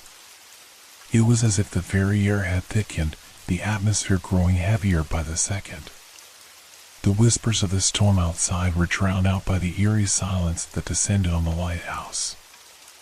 I turned, my heart pounding, a sense of dread curling in my gut. And then, just as I thought I could hear the sound of footsteps, slow, deliberate, but somehow muffled, I saw it. The figure appeared before me, as if it had stepped out of the walls themselves. The ghost of the lighthouse keeper, his pale, gaunt face twisted in anguish, his eyes wide with terror. His form flickered in and out of focus, like a reflection distorted by water. The light from the flickering lantern cast long, grotesque shadows, making his presence even more chilling. He stood there, in the center of the room, staring directly at me. His mouth moved, but no words came out. Only the sound of the wind, howling in the distance, filled the space between us. I froze, unable to move, my legs like lead. His form shimmered again, his face contorting into a grimace as if he was trying to communicate, desperate to warn me, to tell me something. The storm outside picked up, its growl now a roar. But despite the intensity of the weather, the room inside the lighthouse had grown eerily still. Then, the keeper's spectral hand rose slowly, trembling, pointing toward the window. His finger extended toward the horizon, where the ship had disappeared only moments ago. He mouthed something, his lips forming words, but I couldn't hear him. His eyes were wide, pleading. No, it was too late. The air grew colder still. I shuddered as I watched the keeper's form flicker once more, as if he were struggling to maintain his presence in this world. His face was contorted with sorrow and fear, his whole being vibrating with an overwhelming sense of urgency. Suddenly, the silence was broken, not by words, but by a sound, a low, guttural creak, the sound of something heavy shifting in the distance. It was the unmistakable groan of the ship, still out there, moving in the fog, but now it sounded closer, far too close. The keeper's eyes widened even more, his body tensing as if preparing to run, yet he remained locked in place, pointing frantically. His mouth moved again. This time, I could hear the faintest whisper, the words scraping through the air like nails on a chalkboard. It is coming. It will not stop. It will take them all. His form began to shimmer, the edges of his figure fading, but the desperation in his eyes remained. The whisper continued to echo in my mind, a warning I couldn't fully comprehend but felt deep in my bones. The ship. It was still coming. But why? How could it possibly reach the lighthouse, with no visible path, no way to navigate through the thick, impenetrable fog? I took a step back, but the floor creaked underfoot. The keeper's image began to blur, flickering like a faulty television screen. His ghostly figure dissolved into the air, leaving nothing but the sound of the wind in his wake. And then, As if a door had been opened, the room came alive with an overwhelming force. The storm outside didn't just rage, it screamed. The windows rattled, the walls groaned with the weight of something unseen, and the light from the lantern flickered wildly, casting strange shadows in every corner. My breath hitched as I turned toward the window, my eyes straining to see through the howling storm. And there it was, the ship. It was no longer distant. The shape loomed just beyond the edge of the lighthouse, moving toward the rocks with an unstoppable force. The sails were tattered, the hull dark and battered, as if it had been through countless storms, as though it had traveled through time itself. But what stood out the most were the crew, figures moving on the deck, their outlines blurry, like shadows trapped in the fog. There was something wrong with them. Their faces, they were not human. Their eyes glowed faintly, like the light of distant stars, and their movements were slow, deliberate, as though they were beckoning me to join them in the wreckage to come. I could hear them now, the voices, the same voices I heard earlier, muffled but rising in intensity. They called to me. Not in words, but in a low, guttural chant that seemed to echo deep in my chest. And then, a horrifying realization struck me. The ghost, the keeper, had warned me about the ship. He had known, even as he had lived, that it would come for me. It wasn't a coincidence that I had found myself trapped here, in this forsaken place. The ship, its crew, its endless course through the fog, they were all part of something far older than I could ever understand. And now, I was part of it too. I backed away from the window, feeling the cold sweat trickle down my back, my heart thundering in my ears. The keeper had tried to warn me, tried to save me, but I hadn't listened. And now, the storm and the ship would claim me just as it had claimed those before. I could still hear the whispers, rising louder, closer, as the fog thickened and the ship drew near. And then, I heard a loud crash. The ship had struck the rocks. I had no idea if the warning had come too late. But I had a terrible feeling that this was just the beginning. The storm was relentless, the fury of the wind and rain outside pushing against the walls of the lighthouse as if the very sea were trying to consume the land. The ghost of the keeper had vanished, but the chill he left in the room lingered, and the haunting image of the ship, its crew of shadows, remained burned into my mind. I had to do something. I couldn't just stand by and watch as the ship wrecked itself against the cliffs, as it had done countless times before. I had to warn someone. I had to stop the ship, to call for help, to do anything that would break this terrifying cycle of fate. I turned toward the radio equipment in the corner of the room. The old radio had been a lifeline for the keepers in the past, a way to communicate with the outside world in case of an emergency. It looked ancient, rusted, patched up, and unreliable, but it was all I had. The lighthouse had been abandoned for years, but surely the radio still worked well enough for a distress signal. I rushed to the station, my hands trembling as I set about trying to establish a connection. The storm outside was deafening, the wind howling, and I couldn't help but feel like it was pushing against me, as if something was deliberately preventing me from reaching out. I grabbed the microphone and began turning the dials, trying to find any frequency, any signal that would get through. The static hissed in my ear, the white noise almost drowning out my thoughts, but I persisted. My fingers trembled as I dialed in the emergency channel, desperately hoping for a response. Mayday! Mayday! I shouted into the mic. This is the lighthouse keeper at the Phantom Lighthouse in Maine. A ship is approaching the rocks. It's heading straight for the cliffs. Please respond. Mayday! I held my breath, waiting for a reply, but there was only silence. The static buzzed louder, like a storm trapped inside the radio itself. My pulse quickened as I dialed again, trying every possible frequency, hoping for even the faintest crackle of a response. Nothing. The radio seemed to mock me. It was as though some invisible force had decided that my efforts would be in vain, that I was powerless to stop what was coming.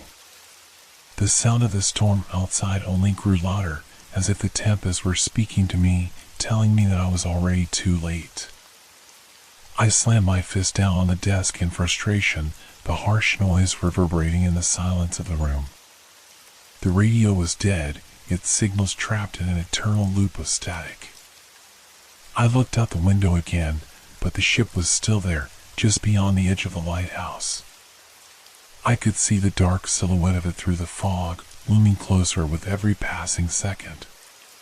The shadowy crew seemed to beckon, their forms now clearer, more defined, almost alive, though I knew they couldn't be. I couldn't just stand here. I had to act. I grabbed the emergency flare gun from the shelf, but my hand shook too violently to load it properly. I had only one shot. One chance to warn anyone who might be nearby. But the storm raged on, the flashes of lightning too brief to guide me, and the ship, drawing nearer still, loomed like a harbinger of doom. Every passing second felt like an eternity. I staggered toward the door, my mind racing. There had to be another way to signal someone. Someone. Anyone. And then, suddenly, the radio crackled. A voice, a real voice, came through the static, faint but clear enough for me to hear. Lighthouse. Do you copy? This is Coast Guard. I nearly dropped the flare gun in shock, my heart leaping into my throat. Someone had heard me. Someone was out there. This is the lighthouse keeper at Phantom Lighthouse. I shouted into the microphone, nearly choking on my words. The ship. It's heading for the cliffs. You have to stop it. The ship's going to crash. There's no time. Please. Send help. For a moment, there was only silence. The static hummed, a pause in the conversation that felt like a long, drawn-out eternity. Then the voice came through again, but it was distorted, fading in and out, as if battling the storm. Copy that, Phantom Lighthouse, but weather interference, we can't reach. The words were fragmented, almost unintelligible. It was as though the storm itself was trying to swallow up the message. My heart sank. No. No, you have to hear me. I pleaded, my voice growing frantic. There's a ship. It's coming for the cliffs. You have to warn the ships. You have to stop them. But the radio's crackling buzzed louder, drowning out my words. Can't, interference, too strong. And then, the line went dead. I was alone again. The storm outside intensified, but I couldn't hear it over the deafening silence that fell in the lighthouse. I was no closer to saving anyone than I had been when I arrived. The radio, my last hope, had failed me. The ship was still out there. I looked out the window, my eyes scanning the fog, desperate for any sign of movement, but there was nothing. The ship, its crew of shadows, and the terrible inevitability of what was to come were closing in. I was powerless. And the storm, it seemed, was the only one in control. The storm raged on, its howling fury drowning out all sound, as if the earth itself had become a living, breathing beast intent on swallowing the lighthouse whole. I stood at the window, staring into the opaque fog that had now descended like a suffocating veil. The ship, the cursed ship, was almost upon us. I tried to focus, to think of anything that could save me, but all I could hear was the frantic pounding of my heart, the cold sweat pouring down my face. The radio had failed, and there was no help coming. I was utterly alone. And then, just as the storm seemed to reach its apex, there was a loud crash, followed by the unmistakable sound of wood splintering against rock. The air itself seemed to tremble with the impact. I rushed to the window, my heart leaping into my throat. Through the thick mist and sheets of rain, I saw it, the ship, colliding with the jagged cliffs. The massive vessel shuddered, groaning as it scraped against the rocks, its hull cracking open like an old piece of timber. For a moment, everything seemed to slow. The sails, torn to shreds, flapped wildly in the wind as the ship lurched violently. The crew, those shadowy, unnatural figures, did not scream. They did not fight to save themselves. They merely stood there, their faces locked in silent despair, as if they knew this was their fate.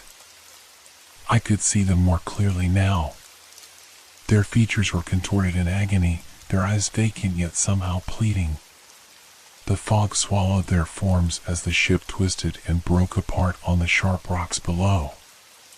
A thick, dark haze rose up from the wreckage, swirling like a shroud, consuming the ship in a matter of moments.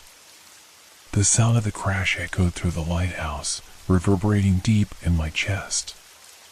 The roar of the waves crashing against the rocks below mingled with the distant, unnatural groan of the ship breaking apart, and I felt it, the weight of the loss.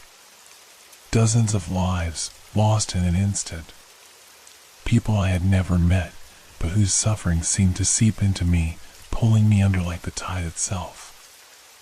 I stumbled backward, my knees buckling as the enormity of what I had just witnessed settled over me. The ship had come. The keeper had warned me. And now it was too late. I remembered the ghost's desperate gestures, his frantic pointing toward the horizon. I remembered his last words, faint and broken, "It will take them all," and I understood. The ship, its cursed journey, the crew of shadows, it wasn't just a tragedy. It was a warning. The keeper had known, he had seen it all before. This wasn't just an accident. This was fate, a relentless, inescapable cycle that would continue for as long as the lighthouse stood. I pressed my hands to the window, my palms slick with sweat, my breath coming in shallow, desperate gasps. The ship had vanished beneath the waves, its wreckage now lost to the storm, but the weight of what had just occurred was unbearable. I couldn't comprehend it fully, not yet. The lives, the doomed souls, trapped in the same fate. It had all been foretold. It had all been inevitable. And as I stood there, watching the last remnants of the ship dissolve into the fog, I heard it, the faintest sound, almost imperceptible above the crashing storm. It was a voice. Soft at first, like a whisper carried by the wind. It was the keeper's voice. "It is done. You were too late, but you know now." His words echoed in my mind, as cold and final as the ship's demise. The storm outside howled, but now it felt empty. Hollow. As if the storm itself mourned the lives lost.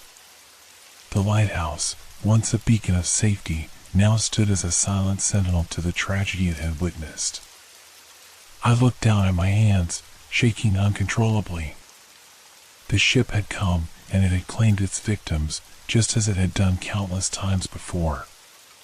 The keeper had tried to stop it, tried to warn me. But I hadn't listened. None of us had. The waves below continued to crash against the rocks, the wreckage of the ship slowly being consumed by the sea. And in that moment, I realized the truth. The lighthouse, the keeper, the warnings, it wasn't just about the ship. It was about something much darker. Something older. The ship would return again. And when it did, it would come for me. For everyone. I had been chosen. I was no different from the crew of that cursed vessel. The lighthouse had claimed me, just as it had claimed them all, and there was no escaping its pull. The storm outside began to subside, the wind dying down, but the fog remained thick, impenetrable. The lighthouse still stood, a broken monument to the past, to the lives it had watched slip away. The keeper had been right. It was never over. I stood at the edge of the cliffs, staring out at the endless expanse of the sea, the storm now a distant rumble in the horizon. The wreckage of the ship had vanished into the depths, swallowed whole by the hungry ocean. Yet, the air was thick with a presence, something that clung to the very bones of the lighthouse. The echoes of that night, the crash, the lives lost, still lingered like a dark shadow, refusing to leave. I had tried to leave. I had packed my things, convinced that the lighthouse had claimed enough of my sanity. But something had kept me there. It wasn't just the haunting memories of the ship's demise, it was the compulsion to understand. To know what had happened to the keeper, to uncover the truth behind his warning. And so, I returned to the village, hoping to find answers, real answers. Anything to explain the unnatural events that had unfolded at the lighthouse.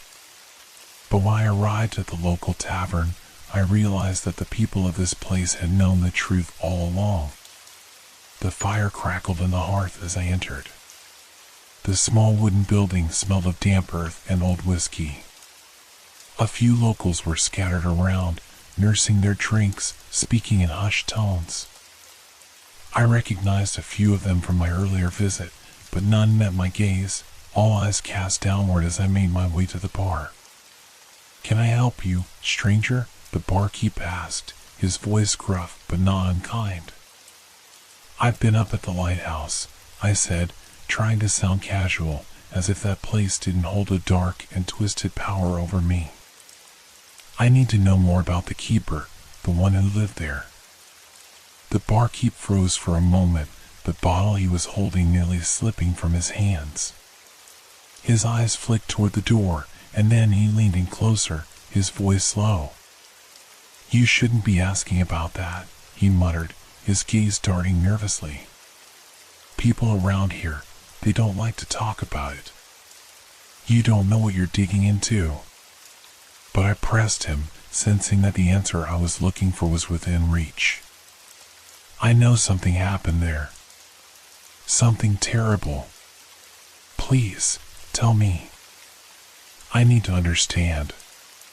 The barkeep sighed, wiping his hands on a towel, the weight of years of stories catching up with him. After a long pause, he spoke in a voice heavy with the weight of the past. "You want to know about the keeper's curse?" he asked quietly.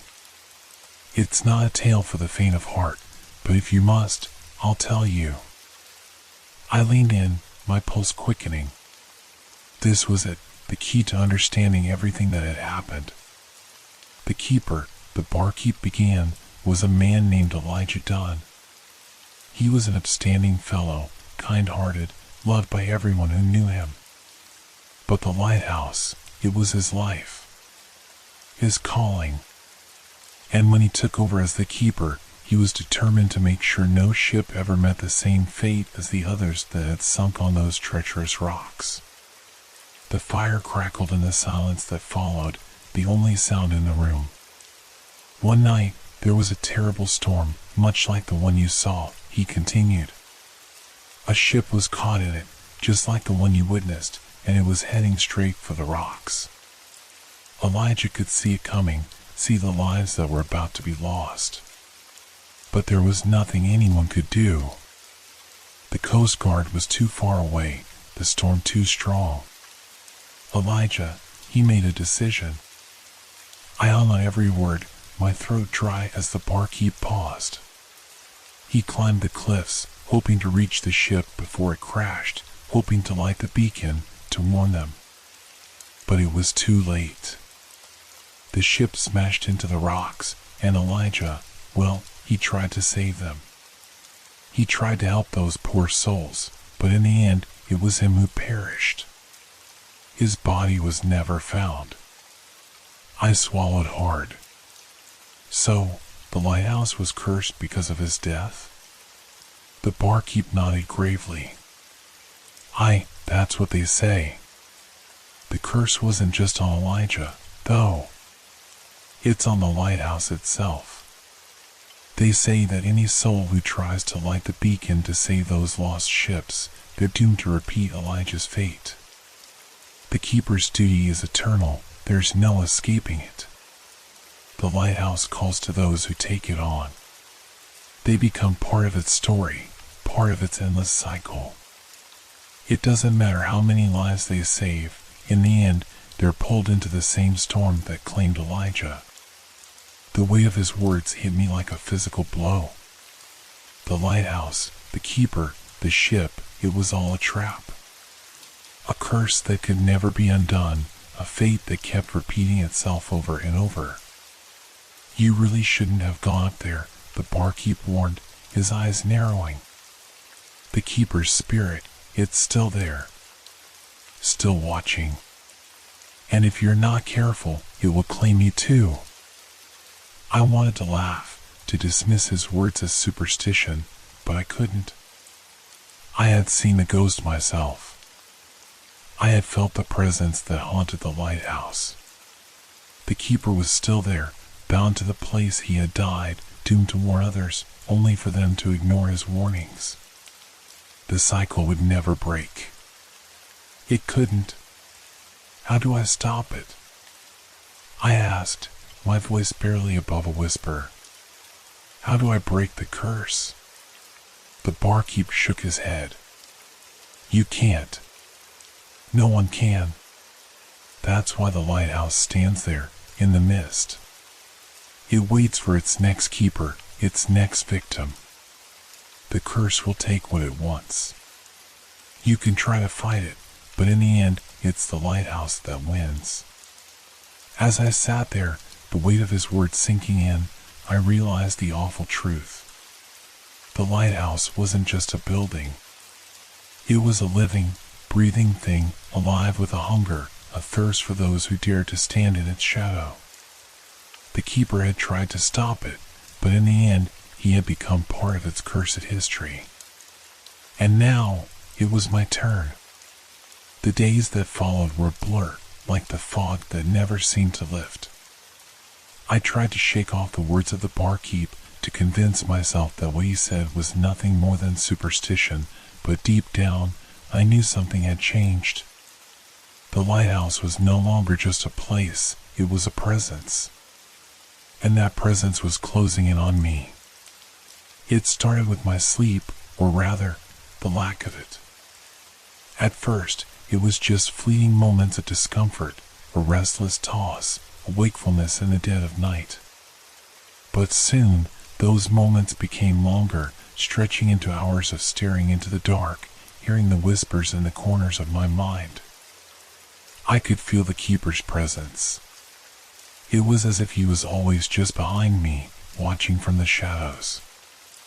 I'd wake up in a cold sweat, heart racing, only to find the room completely still, nothing out of place. But I couldn't shake the feeling that I was never truly alone. It wasn't just at night, either. The faces, the shadows, began to appear during the day. At first, I thought it was exhaustion. After all, I'd spent nights poring over the keeper's journal and the wreckage of the ship. My mind had been overworked, and my senses were playing tricks on me. But the more I tried to ignore it, the more persistent the images became. I would be sitting at the table, reading through the notes I gathered, when a figure would appear at the edge of my vision. A flash of movement in the corner, a pale, worn face, always the same face. It was the keeper's face. At first, I thought it was a trick of the light, a trick of my own weary eyes. But the figure didn't fade. It lingered. I blinked, rubbed my eyes, and when I opened them again, it would still be there, just for a moment, and then gone. Then it began to follow me. I was walking through the village when I caught a glimpse of him in the reflection of a window, his face staring back at me. I turned quickly, but there was no one there. The streets were empty.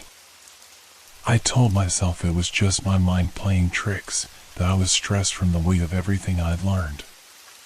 But the more I tried to deny it, the more real he felt. It wasn't just his face that haunted me now. It was the sound, faint but unmistakable. His footsteps, the soft shuffle of shoes on the old wooden floors of the lighthouse. I'd hear it, just behind me, in the silence of my own apartment. At first, I would spin around, convinced someone had followed me inside, but there was no one. Only the silence. And the sound would stop. I couldn't escape it, no matter where I went. It was like a shadow that clung to me, that followed me everywhere. The more I tried to outrun it, the closer it came. Even when I tried to sleep, it didn't leave me. I would drift into a restless slumber, my mind unable to quiet itself, only to be woken by a sudden, sharp sensation of eyes on me. The keeper's face would be there, hovering in the darkness, staring, waiting. Somewhere deep in my mind, I knew the truth. The keeper's curse had not simply claimed him. It had claimed me, too. I had stepped into his world, into his never-ending duty, and now I was part of the cycle. I was trapped, just as he had been. The lighthouse was calling me, and there was no escape. It was no longer just a ghost. It was a force, something that was inside me, a creeping terror that I could no longer outrun. I was becoming him. Becoming the keeper. And I knew, deep down, that there was nothing I could do to stop it. I woke up again, gasping for breath, drenched in sweat. The light of early morning filtered through the curtains, but even as I looked around the room, I couldn't shake the feeling that something was wrong. I'd spent the night in the same bed, but it felt like I'd been on a journey, one that led me further into the darkness of the lighthouse. The keeper's face still lingered in my mind, his eyes cold and empty. But now, it wasn't just his image that haunted me, it was the promise of his curse. I pulled myself out of bed and forced myself to move.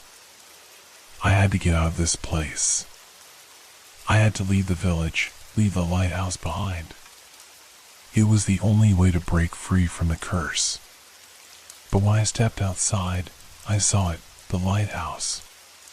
Its towering form loomed in the distance, standing tall against the morning sky.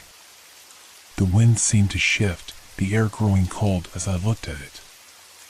I didn't know how long I'd been standing there, staring at the silhouette of that place, but in that moment, I realized something terrifying.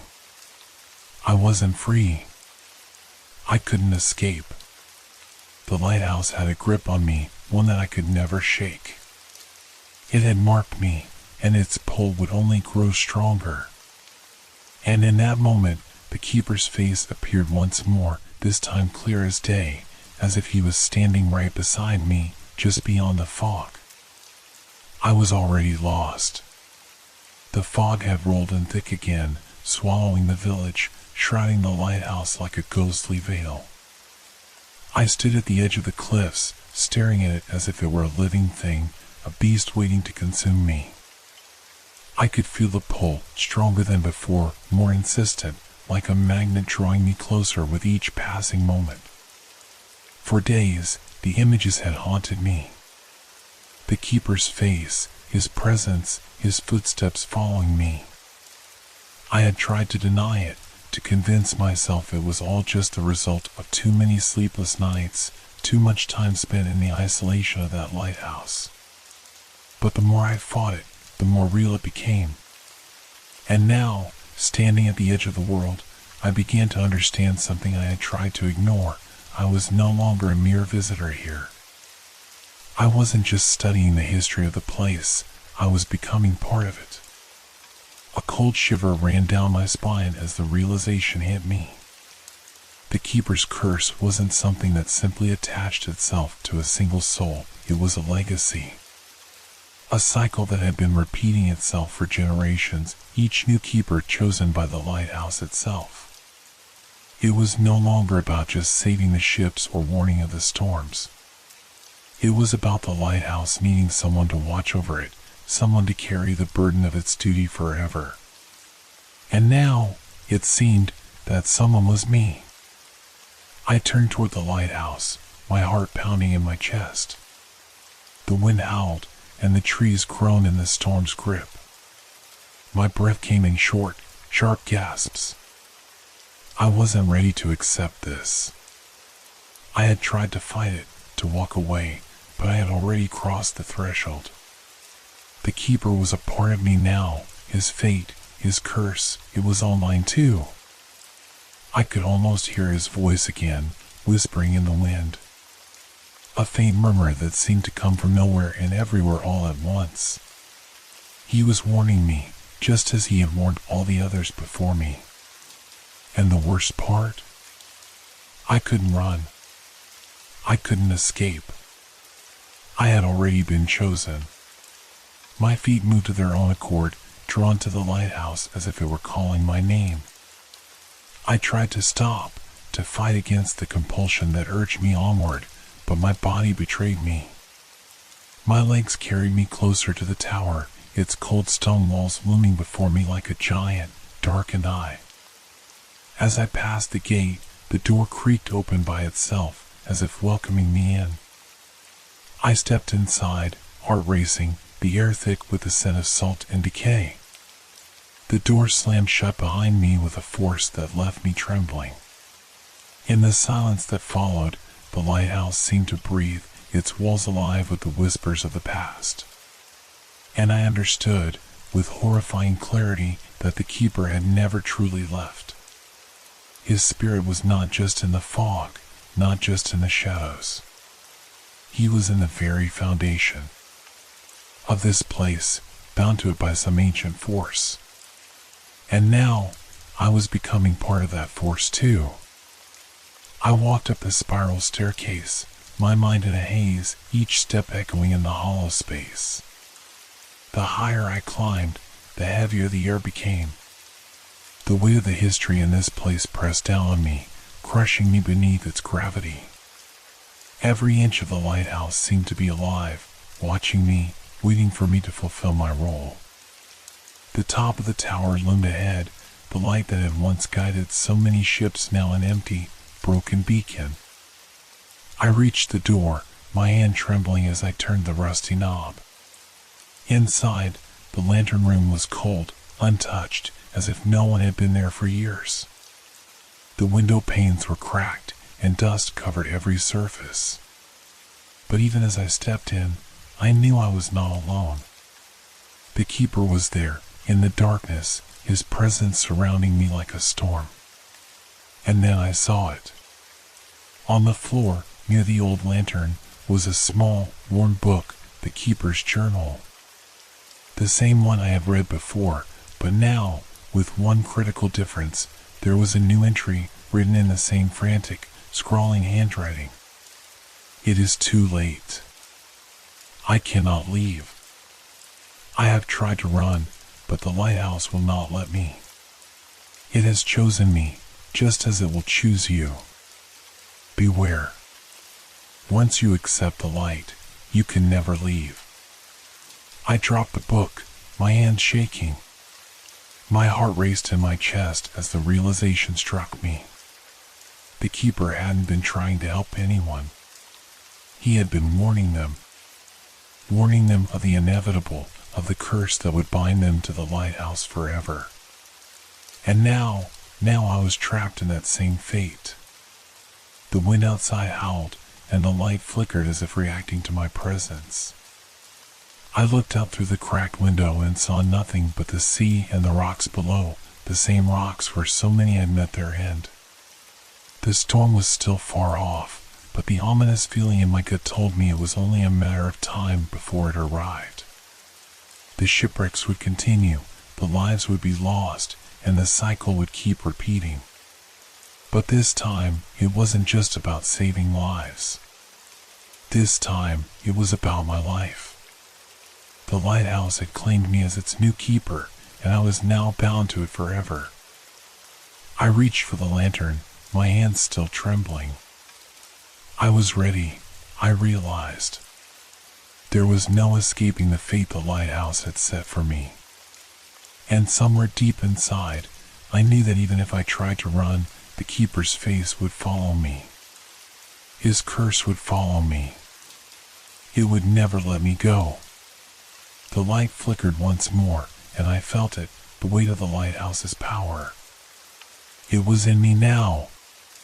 It had been inside me all along, pulling me closer, drawing me into the same endless cycle that had claimed Elijah Dunn. I was the new keeper. And the lighthouse, it would never let me leave. I could feel it now, the heavy weight of history pressing on me, suffocating me in the very air of the lighthouse. The memories of the past were no longer just stories in the journal, they were real, alive, wrapping around me like thick tendrils, pulling me deeper into the shadowy abyss of the keeper's curse. As I stood in the lantern room, the storm raged outside, its winds howling like the voices of the lost souls who had died on these very rocks.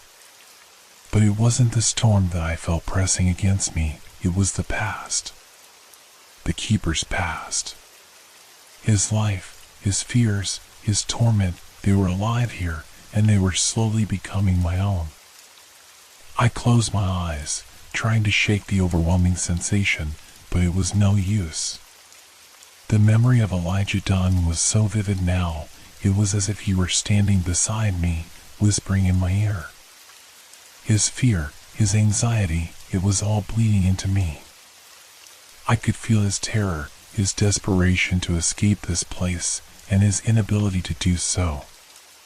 His hands, once trembling, now gripped my own, his heartbeat echoing in my chest as I took each breath. Suddenly, the room seemed to shift, the walls bending and warping as though the very structure of the lighthouse were alive, breathing with me. The cold, damp air pressed against my skin, but it wasn't just the chill of the sea, it was the coldness of isolation, the kind that wraps around you like a second skin, never allowing you to forget your solitude. It was Elijah's isolation, his endless nights spent alone, listening to the storm, waiting for ships that would never arrive. I staggered backward, trying to break free from the suffocating sensation, but I couldn't. The keeper's presence was overwhelming, his memories flooding my mind. I could see him clearly now, standing at the top of the lighthouse, staring out at the rocks below. He was waiting. He was always waiting. Waiting for a ship that would never come. Waiting for the storm to pass. Waiting for the curse to end. But the storm never passed. And neither did the curse. The images were becoming more vivid, more real. I could hear Elijah's voice now, faint at first, then growing louder. I tried to leave. I tried to escape. His words were ragged, filled with panic and despair. But it won't let me go. It never lets you go. The lighthouse, it holds you, it binds you to its will. It chooses you. His voice was echoing in my mind, but it wasn't just in my mind anymore. I could feel his breath on my neck, his hands on my shoulders, as though he were standing right behind me. I turned quickly, but there was no one there. The room was empty, save for the dust-covered floor and the flickering light. But that wasn't all. I could feel his emotions now, like a flood of memories rushing through me. His frustration, his hopelessness, his final, desperate cry for help before the storm claimed him.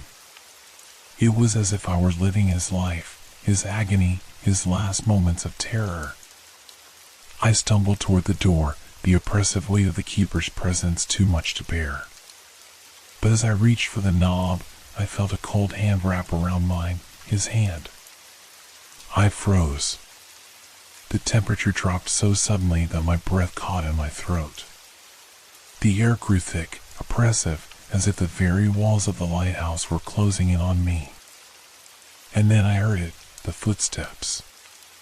Slow, deliberate, echoing through the halls, just as I had heard them before.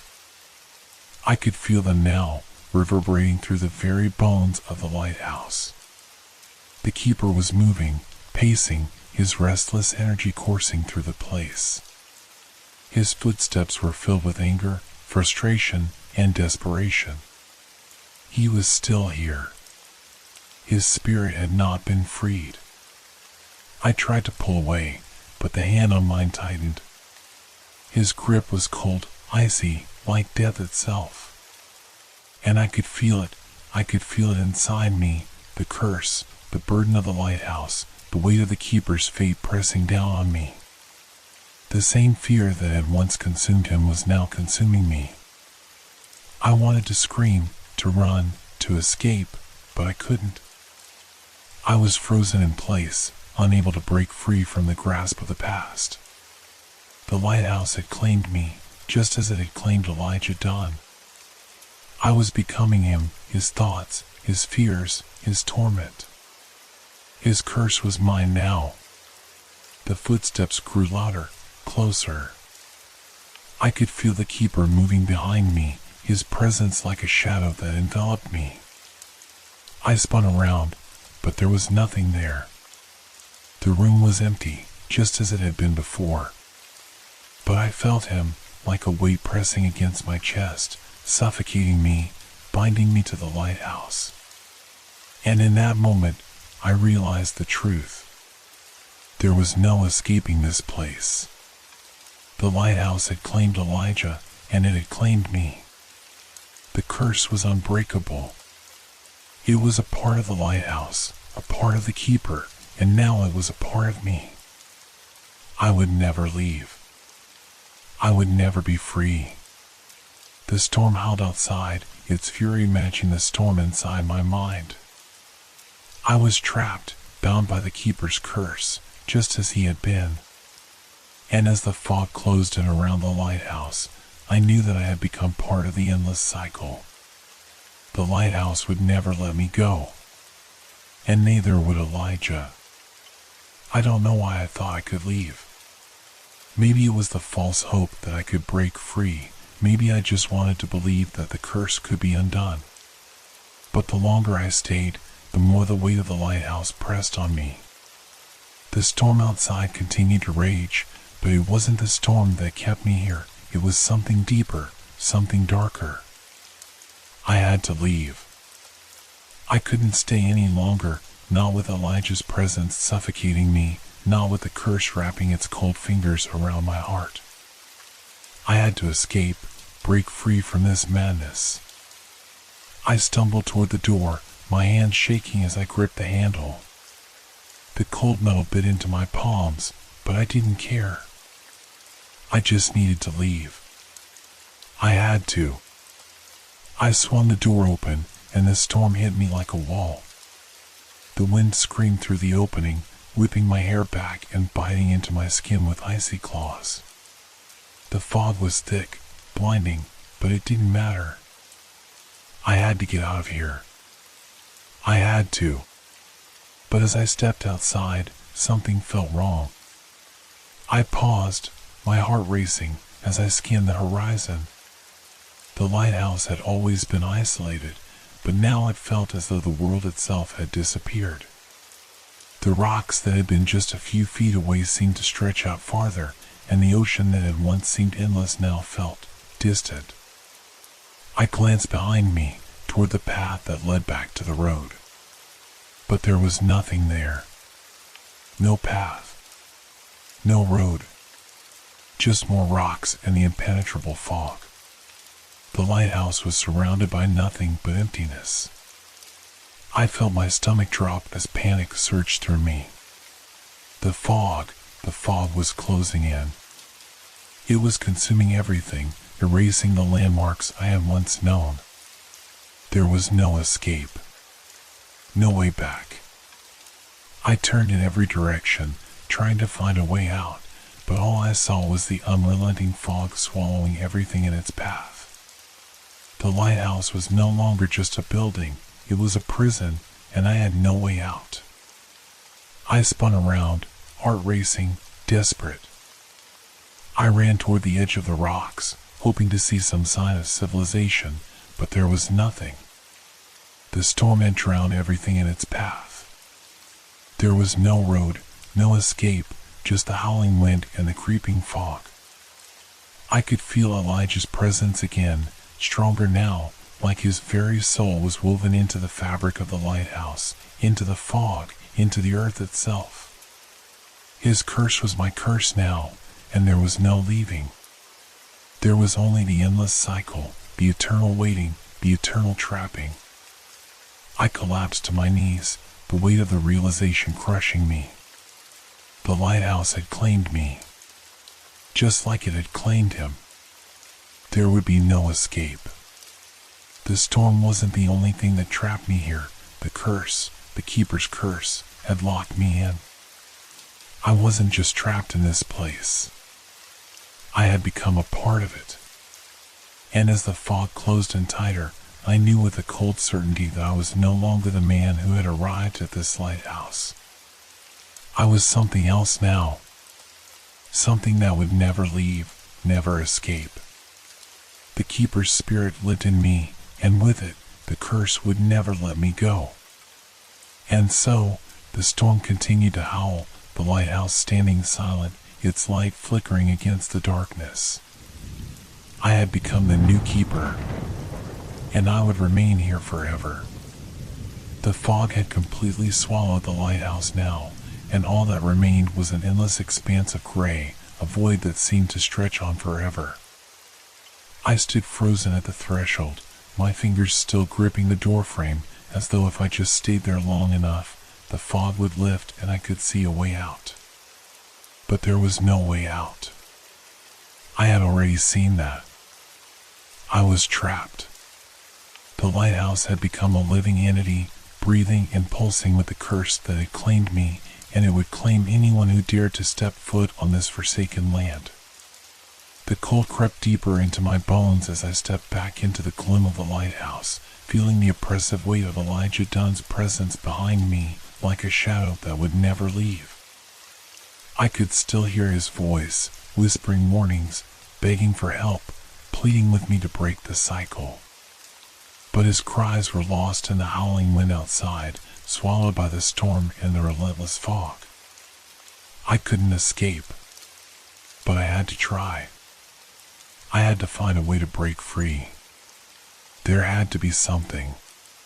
Something in the journals, in the history of the lighthouse, that could explain how to end this. I rushed to the desk where the journal lay open, the pages still yellowed with age and soaked in the despair of the keeper. My hands trembled as I flipped through the pages, each entry more frantic and desperate than the last. But there it was. A new entry, one I hadn't seen before. It was scrawled hastily, as though Elijah had written it in a moment of pure panic. The curse is tied to the light. The lighthouse is its heart. To break it, the light must be extinguished. Only then will the soul be free. But beware, if the light goes out, all who have been lost will return, and the cycle will begin again. The words burned into my mind. The light, the beacon that had once guided sailors safely to shore, now the very thing that bound us to this place, to this endless torment. I had to extinguish it. But what would happen then?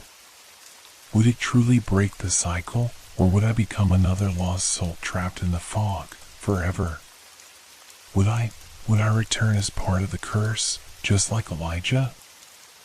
I felt the pull of the light, calling to me from the top of the lighthouse. The beam swept through the fog like a searchlight, cutting through the darkness and pulling me toward it. But I knew now what I had to do. I had no choice. With the journal still clutched in my hand, I turned toward the spiral staircase that led to the lantern room. My heart pounded in my chest with every step, the wind from outside now a constant roar in my ears. It was as though the lighthouse itself was trying to stop me, urging me to turn back, to give in. But I couldn't. I couldn't live with the knowledge that I had become a part of the curse, that I would live out my days trapped in this place, waiting for the next ship to wreck on the rocks. I had to act. I had to try. The stairs creaked beneath my feet as I ascended, each step echoing louder in the silence, like a countdown to something inevitable. And yet, as I reached the top, I felt the presence of Elijah more keenly than ever. It was as though he were right behind me, his breath on my neck, urging me to stop, warning me of the danger ahead. But I didn't stop. I couldn't. At the top, the lantern room stood dark and silent, the beam of light slicing through the fog, casting eerie shadows across the walls. The light was the key. The journal had said so. But how? How could I extinguish it? I looked around the room, my breath coming in shallow gasps. The mechanism was old, worn, but it was still functional. The lamp, massive and fragile, sat in the center, the light pulsing steadily, shining out into the darkness.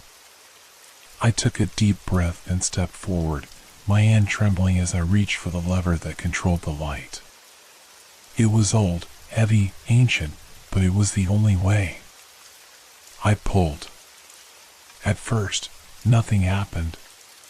The light continued to shine as it always had, cutting through the fog and darkness like a beacon of hope that I no longer believed in. But then, with a low groan, the mechanism shifted. The light flickered. The beam stuttered, faltered, and then it went out. The room plunged into darkness. For a moment, I stood there, unable to breathe, waiting for something, anything to happen. The storm outside had ceased, the howling wind had stopped. The world outside felt still, as though it, too, was waiting for something to happen. And then I heard it. A low, mournful wail. A voice that sounded like it came from the depths of the earth, a sound of pure sorrow, of pain. It was Elijah's voice. I was sure of it. The same voice that had whispered warnings in my ear, the same voice that had begged for release. The fog outside began to dissipate, and I saw them. Shapes, figures, emerging from the mist, shadowy, indistinct, but undeniably human. They moved slowly, like ghosts, their eyes hollow, their faces contorted in agony. I recognized them, the lost souls. The ones who had died in the storms, the ones who had perished on the rocks. And they were all staring at me. I staggered back, my heart pounding in my chest. The lighthouse had freed them, but at what cost? The souls were free, but the curse had not been broken. It had only been passed on to me. I realized then, with cold clarity, that my actions had sealed my fate. I had extinguished the light, but it wasn't freedom I had given them, it was a new beginning to the endless cycle. And now, I was trapped in it forever. The light would return, and so would I, bound to the lighthouse, cursed to watch over it as its new keeper. The darkness was thick, oppressive. My breath came in ragged gasps as the shadows of the lost souls encircled me. The lighthouse felt like a living thing now, its walls pulsing with an energy I couldn't comprehend, the very air heavy with the weight of their gaze. And then, from the abyss of the lantern room, I heard a voice. It was a whisper at first, like the rustling of paper in the wind, but it grew louder, more insistent. You were not meant to break the cycle. I froze, every muscle in my body locking up as the voice cut through the silence. It was him. Elijah. His form appeared before me, the ghostly figure of the former keeper, translucent and flickering like the dying light of a candle. His eyes were hollow, filled with sorrow, yet they burned with an intensity that seemed to pierce through me. I could feel his pain, his torment, as if it were my own. You don't understand, Elijah's voice trembled, a mix of anger and desperation. You think you've ended it. But all you've done is release them. The souls, the ones who were lost, the ones who died on the rocks, they are now free, yes. But the curse will never break unless. His figure seemed to waver, as if he were struggling to hold on to something, a memory or a thought that was slipping away. He looked at me with deep regret. Unless you can save them. I swallowed, my throat dry. Save them? How? They're already dead. They're already lost. The words felt hollow as they left my mouth, because I already knew the truth. The souls in the fog, they weren't just spirits of the past. They were bound to this place just as I was. And the only way to free them, to break the curse, would be to save them. But how? The lighthouse draws them in, Elijah explained, his voice becoming more urgent. It keeps them here, locked in this cycle, over and over again. You must stop it from calling to them. You must stop it from taking any more.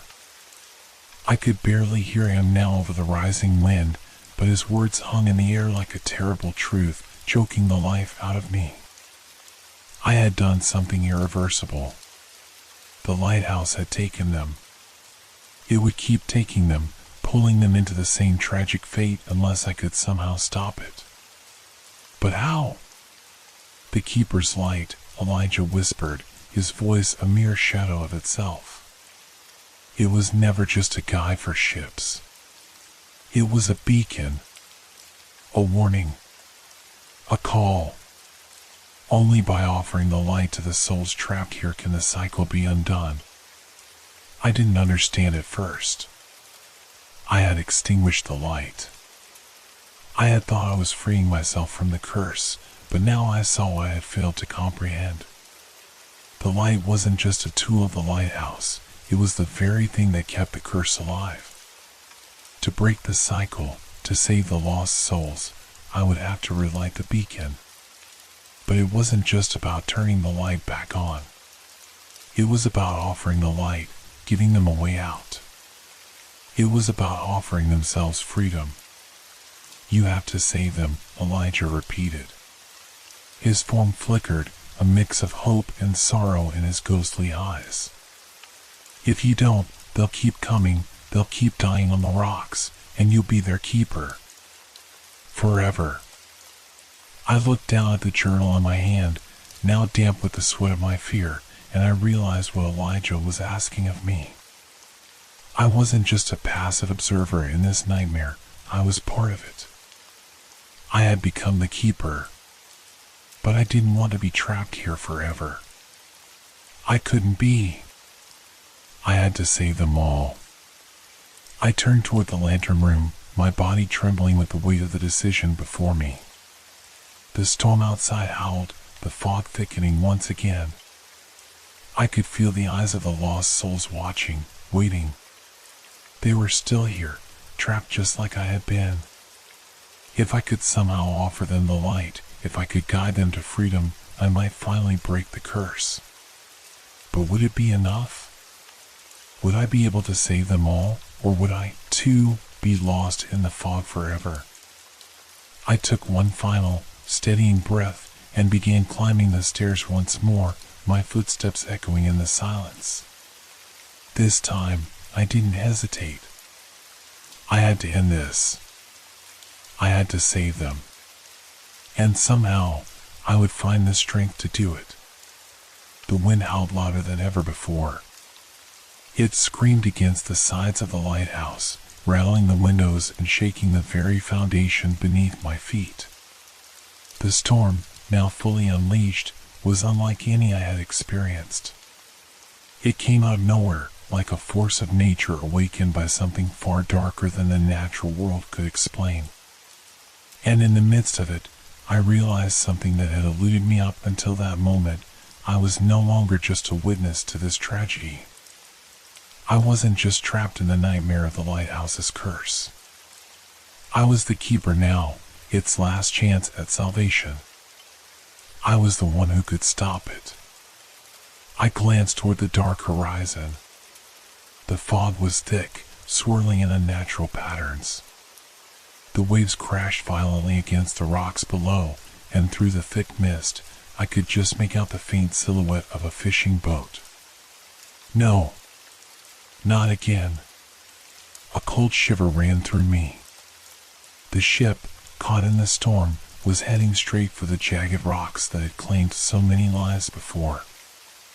I could already hear the creaking of the boat, the frantic shouts of the fishermen, carried to me by the wind. They were too close, too oblivious to the danger they were in. I sprinted for the lantern room, my heart pounding in my chest. I had to act now. If the storm wasn't enough to stop them, then the rocks would claim their ship just like they had so many others. The light. The beacon. It had to be relit. I threw open the door to the lantern room, the chill air biting at my skin, and raced to the control panel. My fingers fumbled as I tried to reignite the lantern. I could feel the weight of the moment pressing down on me, the lives of those men, the souls trapped in this cursed place, all resting on my shoulders. I had to do this, for them. I could hear the storm growing louder, the roar of the waves now deafening as the boat struggled against the tide. Desperation filled the air, and for the first time, I could feel the full force of the curse tightening around my throat. It's now or never. With a final, frantic motion, I cranked the lever, the light flickering to life as the beam cut through the storm's fury. For a moment, it seemed as though the storm itself hesitated, as if the very wind held its breath. The beam of light swept across the churning sea, cutting through the fog like a blade. I could see the boat now, barely visible against the backdrop of the storm, its sails straining against the gale-force winds. They were still heading for the rocks, but the light was there now, guiding them. For a moment, I thought it would be enough. I thought the curse would lift, that the men would see the light and turn away from the danger. But as the light swept over them, I saw something else in the darkness. A shape, rising from the depths, a shadow on the water, moving with purpose. The fog parted just enough for me to make out the outline of a figure, tall and thin, its movements unnaturally smooth. It was him, the keeper, Elijah. His ghostly form was now standing by the ship, his outstretched hand seeming to guide the doomed men toward the rocks. I didn't understand. Was he still trying to fulfill the curse? To drag these men to their deaths as he had been forced to do? The wind howled louder, and my heart raced in my chest. I couldn't let this happen again. I had to stop him. I had to save them. I grabbed the lantern, holding it high, the light streaming from it like a beacon of hope in the midst of the storm. Elijah's figure seemed to hesitate, his form flickering like a candle in the wind. He looked at me, his eyes filled with the same desperation I had seen before. "You have to save them," he whispered, his voice barely audible over the howling storm. I didn't think, I just acted. I focused on the light. I concentrated all my fear, all my strength into keeping it steady. The beam stretched toward the ship, then beyond, pushing back the shadowy figure that had tried to claim them. The storm grew even more violent. The waves rose, crashing with such force I thought the lighthouse itself would collapse. But I kept the light steady, watching as the men on the boat finally began to turn, their eyes catching the glow. The shadow began to retreat, fading back into the sea, and for a moment the world seemed to still. The boat veered away from the rocks, narrowly escaping disaster. The men shouted in relief, their voices barely audible over the roaring storm, but they had seen the light. They had made it. I collapsed against the lantern's control panel, exhausted and shaking. The storm didn't let up, but I knew, for the first time since my arrival, that the curse could be broken. But as the light shone brighter and the storm subsided, I realized that I wasn't free. The price for breaking the curse had been paid, but the cycle wasn't truly over. Elijah's figure lingered in the fog, watching me with an unreadable expression, his gaze still filled with sorrow. The cycle might be broken, for now, but the keeper's curse would always remain, a shadow cast over the lighthouse, waiting for the next soul to step into its light. And now, that soul would be mine. The storm was no longer just a backdrop to my fear, it was an unstoppable force. The wind screamed through the cracks in the lighthouse, the walls groaning as if they, too, were trying to resist the inevitable. The waves crashed violently against the rocks below, their roar deafening. It felt as if the very earth beneath me was shaking, and the darkness outside pressed in, suffocating, making it impossible to see where the sea ended and the sky began. The lighthouse, this cursed sentinel, felt like the only thing still standing in a world consumed by chaos. Yet, even it seemed to fight against me. The beam of light, the only thing that could save those men out there, was dying. The lantern sputtered, the light flickering dangerously. It was like the lighthouse itself was refusing to let me set things right. I gripped the rail with white-knuckled hands, my heart racing as the storm outside grew more furious. The flickering light cast eerie shadows against the walls of the lantern room, and for a moment, I could have sworn the walls themselves were closing in on me, trapping me inside with the relentless wind and the endless crashing of the waves. No, I can't give up now. With trembling hands, I reached for the switch again, trying to reignite the light. But nothing happened. The wires hummed weakly, flickering with a spark, but the beam remained faint and barely visible. Panic surged in my chest. The boat was still out there, fighting against the tide, heading for the jagged rocks. If I couldn't get the light working, if I couldn't get it bright enough, they would die. It was that simple. No, I won't let that happen. I slammed my fist down on the control panel, desperation clawing at my throat. My mind raced as I scanned the room, searching for any way to make the light work. The storm outside was relentless, and each crashing wave felt like it could tear the lighthouse apart. Focus. I turned back to the panel, my mind racing. The storm was so loud now, the howling wind and the crashing of the sea drowning out everything else. But I had to focus. The men needed me. I needed to stop this. A flash of light, distant, brief, caught my eye. For a second, I thought I saw Elijah's form again, flickering in the corner of the room, his ghostly figure staring at me with those hollow eyes. He wasn't just a warning anymore. He was a reminder of everything I had to lose. You have to save them, his voice whispered in my mind. And that was all it took. The thought of those men, lost like so many before them, driving the boat towards certain death, spurred me forward. I reached for the lantern's control again, pulling on the lever with all my strength. The light sputtered once more, but this time it held. I held my breath as the beam flickered back to life, sharp and bright. For a moment, the storm seemed to calm, as if the lighthouse had just let out a sigh of relief. The light cut through the thick fog like a blade, sweeping across the dark ocean. It was working. The light was strong again. I felt my heart race with new hope as the beam stretched out to the sea, cutting through the storm, guiding the lost boat away from the rocks. It was the only chance they had. But just as I thought the danger had passed, the wind howled louder, fiercer. The lighthouse groaned and shook as if it were protesting my interference. The fog thickened once more, swirling around me, and I could hear it, the faint sound of footsteps. My eyes darted around the room, scanning for any sign of Elijah, but there was no one there. The lighthouse was still shaking, the beams of the light flickering and dimming, and for a terrifying second, I wondered if I would be able to keep the light on long enough to save them. And then, I saw him. Elijah. His figure stood in the doorway, his hollow eyes fixed on me. He wasn't here to warn me anymore. He wasn't here to help.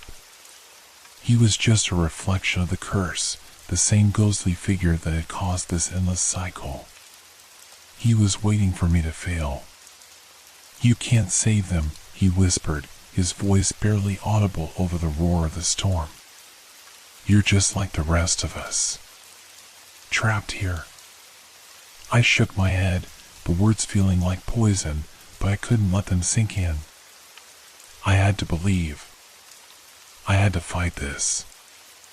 I clenched my fists and focused on the light, forcing my will into it. The beam grew brighter, stronger. It cut through the fog, pushing back the shadows that threatened to swallow everything. This was it. I wasn't just trying to save those men anymore. I was trying to save myself. To escape this nightmare. To end the curse once and for all. The ghost of Elijah flickered, and in his place, I saw the forms of the lost souls, the fishermen who had died on these rocks, the forgotten keepers who had sacrificed everything. They were watching me now, their eyes filled with sadness, but there was something else, too. A flicker of hope.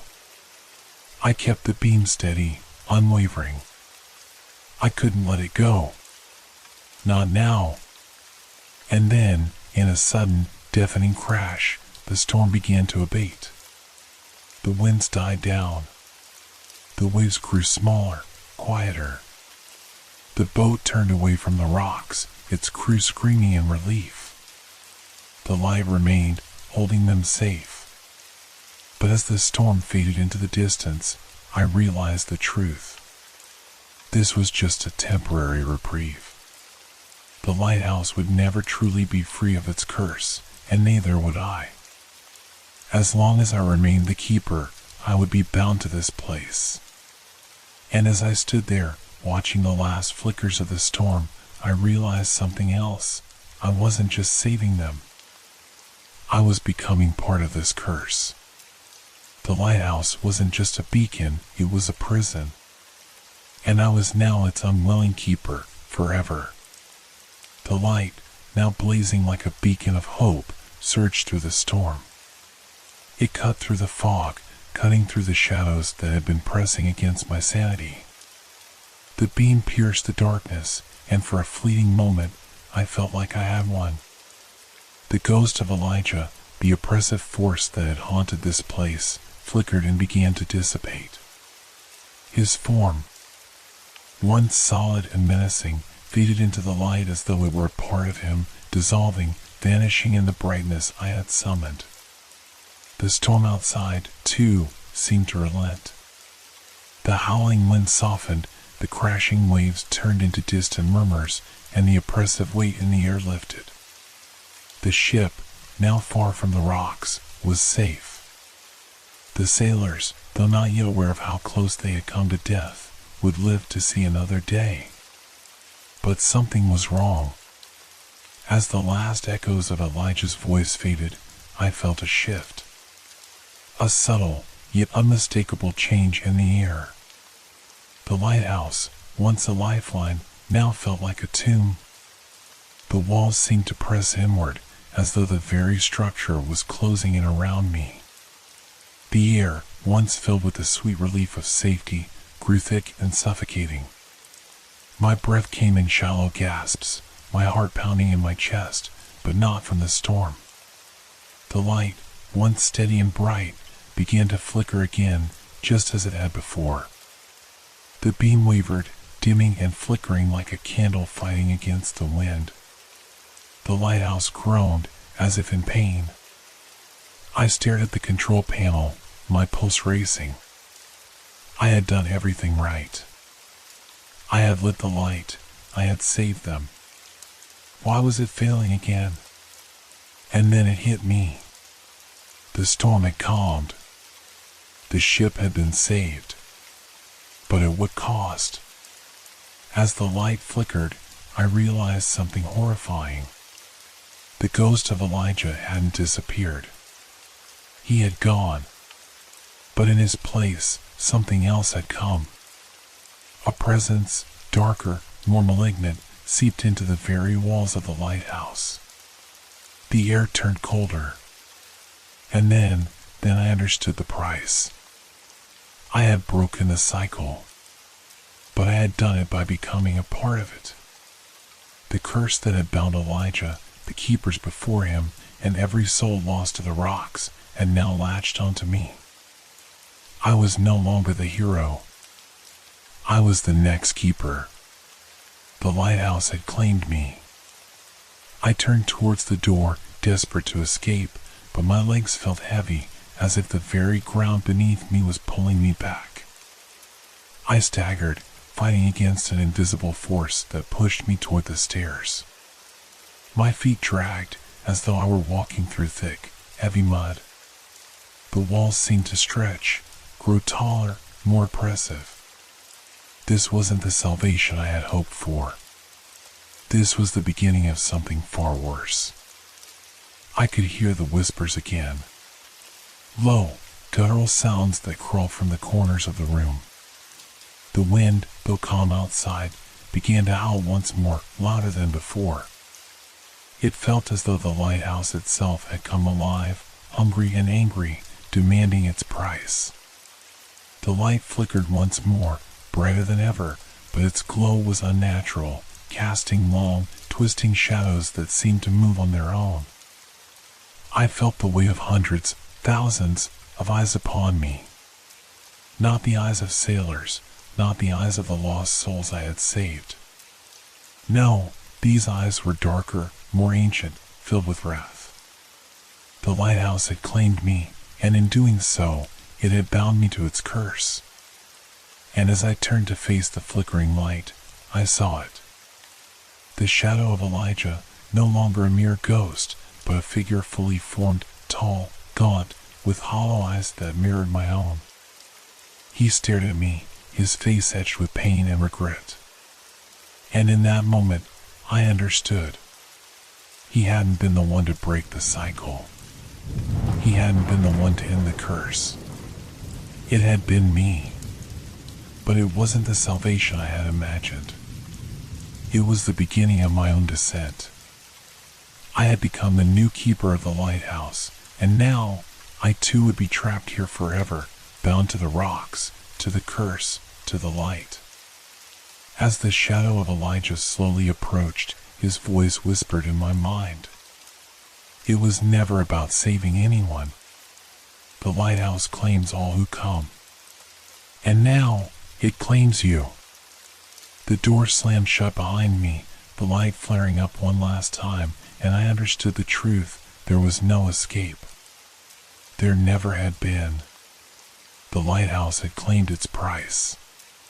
And I, like the others before me, was doomed to guard its secrets forever. And with that, the light went out. The lighthouse was quiet now, its light steady and unwavering, as if it had never flickered or faltered. The storm outside had long passed, the waves no longer crashing against the rocks. The beacon of the lighthouse shone brightly into the night, its beams sweeping across the ocean, searching for ships, guiding them safely through the dark. But I knew something was wrong. I stood before the glass of the lantern room, my reflection distorted by the cold, foggy surface. The lighthouse was still, calm. The light continued to flash its warning across the sea, as it had for decades. Yet there was no one there to see it. I couldn't remember the last time I had seen a ship pass by. No one had come to rescue me. The world outside seemed distant, far away. I reached for the door, the cold metal handle familiar in my hand, but when I stepped outside onto the balcony, the silence hit me harder than before. The lighthouse stood tall, proud, and strong on its rocky perch, but the world beyond was empty. The land below me was barren. The shore, the forests that once spread for miles beyond the cliffs, now they were just memories, like the fading echoes of a forgotten time. The only thing that existed now was the lighthouse and the eternal light that burned within it. I turned back, feeling an unnatural pull, as though the lighthouse was drawing me back inside. It was a gentle tug, insistent, but not painful. I obeyed, stepping inside once more, my footsteps echoing off the walls, the heavy thrum of my heart like a drumbeat in the silence. There was no sound except for the lighthouse's hum. No wind, no birds. Just the pulse of the beacon. I wandered through the rooms, unsure of where to go, but my eyes were drawn once again to the lantern room, the heart of the lighthouse, where the light spun endlessly. The light that had saved lives, but at such a cost. My fingers brushed the edge of the metal railing as I gazed out the window, searching for a sign, any sign, that I was not alone, that the world outside had not ceased to exist. But there was nothing. Nothing but the vast, empty expanse. And then it hit me. The world hadn't ceased to exist. I had. The truth was clear now. I wasn't dead. But I wasn't alive either. I was invisible.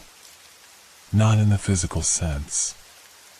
I could touch things, I could feel them, but I couldn't interact with them. I couldn't be seen. I had become a part of the lighthouse. The curse had taken me, not by force, but by choice. I had come to break the cycle, but in doing so, I had trapped myself in an endless loop, caught between the realm of the living and the dead, bound to the light for eternity. I stood there, motionless, my mind racing as I tried to understand. Elijah's fate had been sealed long ago, as had the fates of all those who had come before him. But I had never truly understood. I had thought I could break the cycle, that by saving the ship, I could free myself. I had been wrong. The lighthouse had claimed me, just as it had claimed them all. The souls of the lost were here, trapped in the light. And now, I was one of them. I walked through the halls of the lighthouse, passing rooms that seemed familiar but cold. The stairs that had once felt so oppressive were now empty. I was no longer the man who had come to research this place. I was no longer the man who had tried to escape. I was the new keeper. The light that shone so brightly had not saved me. It had bound me. It had made me its own, just as it had done to every keeper before me. And so, I would remain forever. I could see nothing beyond the lighthouse, and yet I could feel the pull of time itself, stretching out before me like an endless sea. I was alone, and yet I was never alone. The souls of the lost, the spirits of those who had died in the storms, now drifted alongside me, their presence a constant hum in the back of my mind. There was no escape. No escape from the lighthouse. No escape from the light. I reached for the railing once more, and for the first time since I had arrived, I looked out at the world, at the empty sea, the endless sky, the horizon that stretched out forever. There was no one to see it. No one to guide. And yet, the light continued to shine. The eternal light. Forever. The days blurred together, an endless stretch of time in which nothing changed, and yet everything had shifted. I stood in the lantern room once more, my eyes fixed on the light that spun tirelessly, illuminating the dark sea. The storm had passed, but there was something heavier in the air now, something far more suffocating than before. The lighthouse had claimed me, just as it had claimed all who had come before me. I wandered aimlessly through the lighthouse, feeling the cold stone beneath my feet and the chill that crawled into my bones. The rooms were empty, echoing only the sounds of my own footsteps. Yet, I could sense something else, something that was no longer quite right. The lighthouse had become my prison, and I had become its keeper. I opened the door to the small, dimly lit room where I had first found the Journal of Elijah. The shelves were still cluttered with old books and dusty artifacts, but now they seemed to hum with an energy I could not explain. As I passed by the desk, I noticed something odd, a new entry in the journal, one that hadn't been there before. I froze, my breath caught in my chest. The handwriting was unmistakable, and yet it was not Elijah's. It was mine. The keeper of the lighthouse has always been a silent witness to the storms, a guardian of the sea's secrets. Now, I have taken my place among them. I have become the light. My name is written in the annals of time, and I am forever bound to this place. I am the keeper. The words on the page burned into my mind, and I could feel the weight of them crushing down on me. I had written this. I had become part of the history I had tried to escape. I had no choice but to accept it. My name had joined the long list of keepers who had come and gone, lost to the lighthouse's eternal pull. I closed the journal, my hands trembling as I tried to push the overwhelming reality from my mind. But it was no use. There was no denying it now. I was trapped, just as they had been. Just as Elijah had been. The light continued to shine. It burned with a cold, distant brilliance, casting shadows that seemed to stretch further than the walls of the lighthouse. It was always watching, always pulling me back. The endless circle of light and darkness, of life and death, would never end. I returned to the lantern room, my movements automatic, as though the lighthouse had taken control of me. The beacon spun on, tirelessly, illuminating the endless sea. The storms would come and go, ships would be saved, and lives would be lost, but I would remain here, forever. And then, as I stood there, staring out at the empty horizon, I heard it. A faint whisper, barely audible, like a voice from a distant memory. The words seemed to drift through the air, as though they had been spoken 100 years ago. The keeper of the lighthouse will never be forgotten. I turned sharply, but no one was there. The room was empty. The whisper had come from within, from the walls of the lighthouse itself. And as I looked down, I saw the journal once more. My name was written in it again, clearer now, in a way I could never erase. The ink seemed to pulse with an eerie life, as if the lighthouse had claimed me in every way it could. The keeper's name will always be written here. My name. And it would never leave. I stood motionless in the lantern room, the light still spinning, its beam cutting through the endless darkness. I had never felt so small, so utterly insignificant. The lighthouse, the light, the vast sea beyond, they were all part of something far bigger than I had ever imagined. A cycle that could never be broken, and now I had become part of it. I turned from the window, my hands shaking. I tried to look at the room around me, to grasp what was real, what was left of the world I had once known. But everything felt foreign. The walls, the furniture, the very air, everything was saturated with an ancient weight, a presence that pressed against my chest, suffocating me. And then it hit me. I had become the new keeper. The words from the journal echoed in my mind.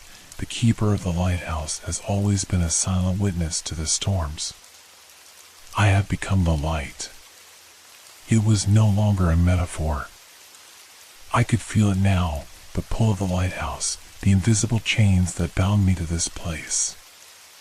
I had come to break the cycle, to save the lives of those that might pass near the rocks, but instead, I had stepped into the same trap as those before me. I was trapped here, like Elijah, like all the others. Trapped in the endless loop of the lighthouse, condemned to warn the living and to watch the dead sail into the storm. It was impossible to escape. I had thought, in the midst of the chaos, that I could sever the connection, that I could end the tragedy of this cursed place. But now I saw the truth. The lighthouse wasn't just a structure. It was a force, a constant. It had always been here, drawing in souls, keeping them in the light. It didn't matter who they were or how they had tried to escape. Once you entered, once you answered the call, you were bound. I looked back at the journal. My name was written there, clear and undeniable. The Keeper. It was no longer Elijah's story, or the story of those who had failed before me. It was mine. The lighthouse had claimed me, and now it would never let me go. I felt a chill creep through me, not from the cold, but from the realization that my purpose had shifted. I was no longer a stranger to this place. I was now its guardian. Like the Keeper before me, I would have to watch, helplessly, as others approached the rocks, knowing that the cycle would continue. Ships would still crash, lives would still be lost. And all I could do was try to warn them. But they wouldn't listen. The light pulsed in the distance, a beacon in the fog, and my reflection in the glass distorted. I no longer saw the man who had arrived at the lighthouse, a curious visitor eager to uncover its secrets. Instead, I saw the Keeper. I was him now. The man who had been here too long, who had seen too much, whose only task was to warn again and again without ever being heard. I would become the voice in the wind, the shadow in the corners of the lighthouse.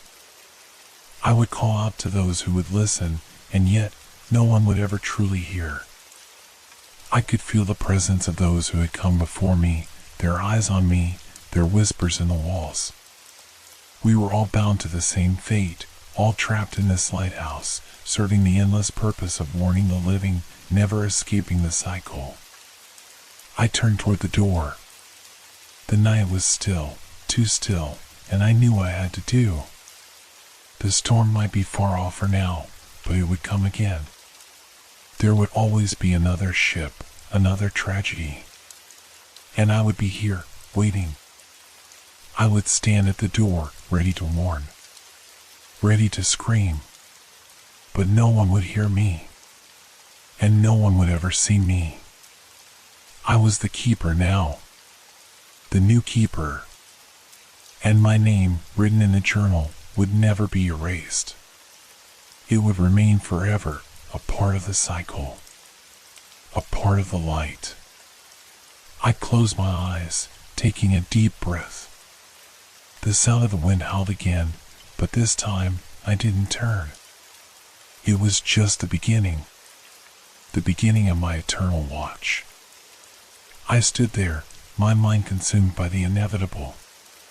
The journal had shown me my fate, the weight of the lighthouse had settled into my bones, and the fog outside had thickened around the stone walls, just as it had for all the keepers before me.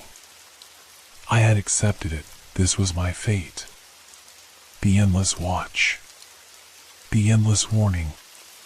My name was written in the ledger, bound to the light, a part of this cycle that would never end. But as I looked out at the sea, something caught my eye. A shape. A figure, small against the backdrop of the crashing waves and the thick fog. I squinted, unsure if my tired eyes were deceiving me.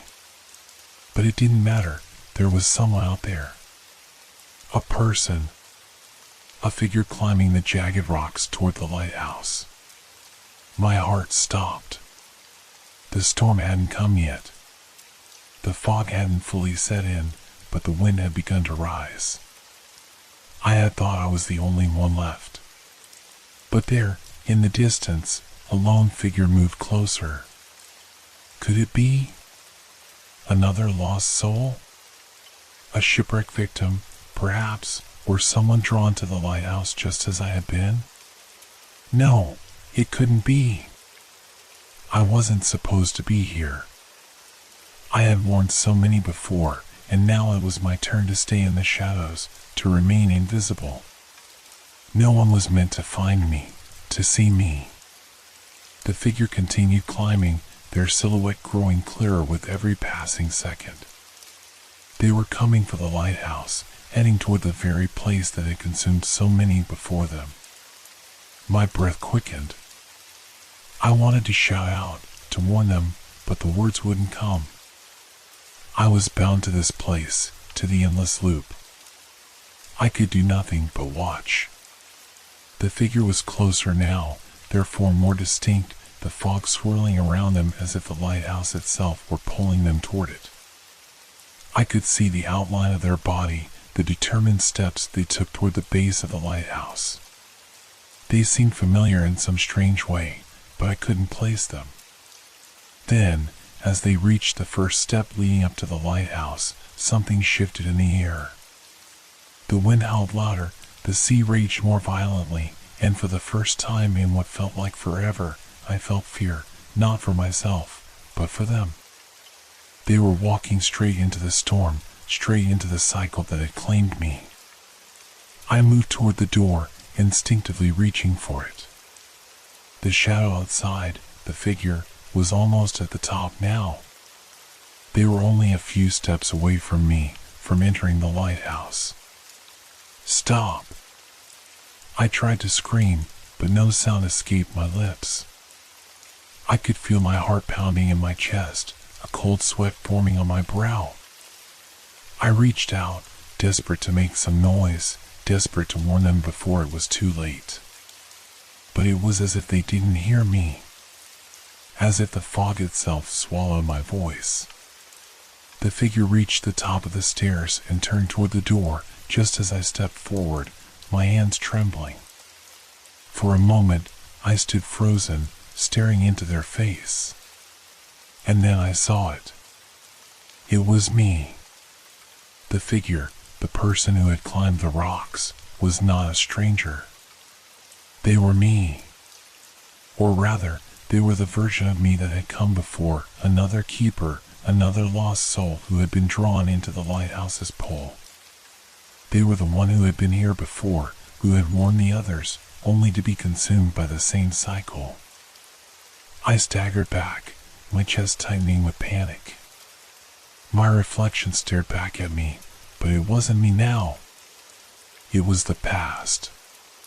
It was the keeper who had once lived this same nightmare, the keeper who had become the phantom, the one who had failed. I turned away from the door, my mind racing. Could this be what I had feared? Was I now trapped in an endless loop, bound to repeat the cycle, to take on the role of the keeper every time the next one came? Before I could comprehend the full weight of the situation, I felt the chill of the air grow even colder. The fog was now thick around me, and the storm was nearly upon us. I had no time to think. The figure behind me, the one that was me, stepped forward into the room. It didn't matter anymore. The cycle was happening again, whether I was ready or not.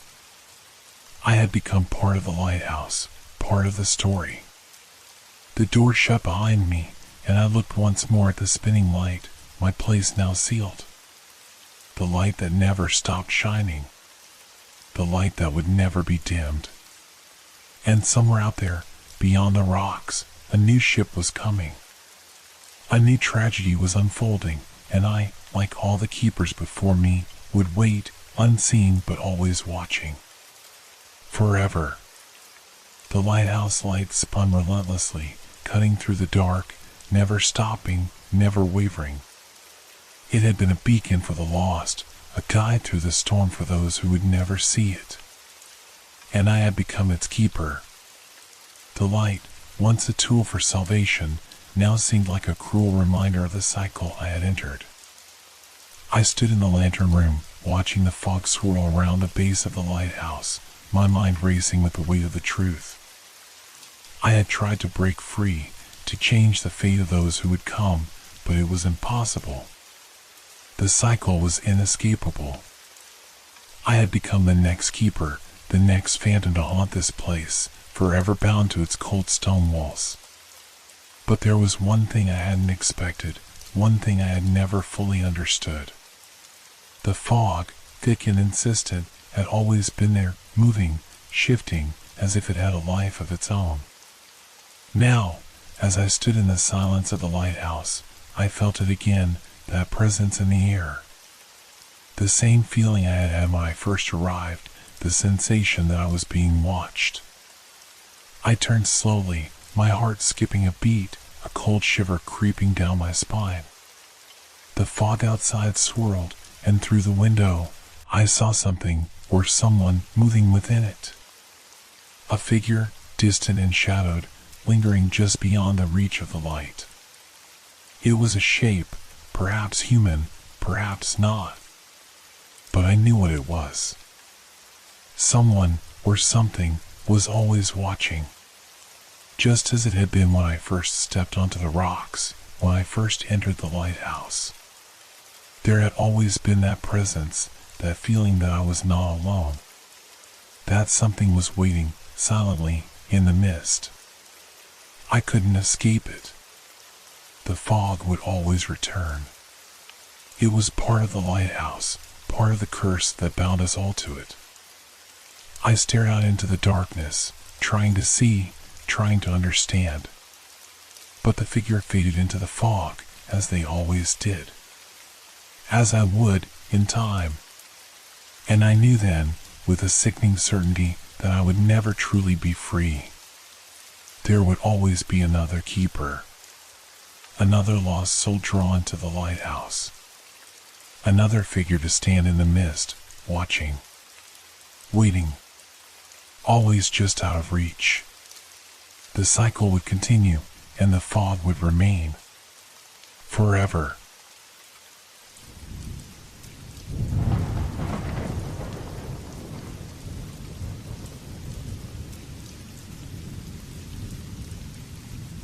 Hope your dreams are filled with fear. Good night.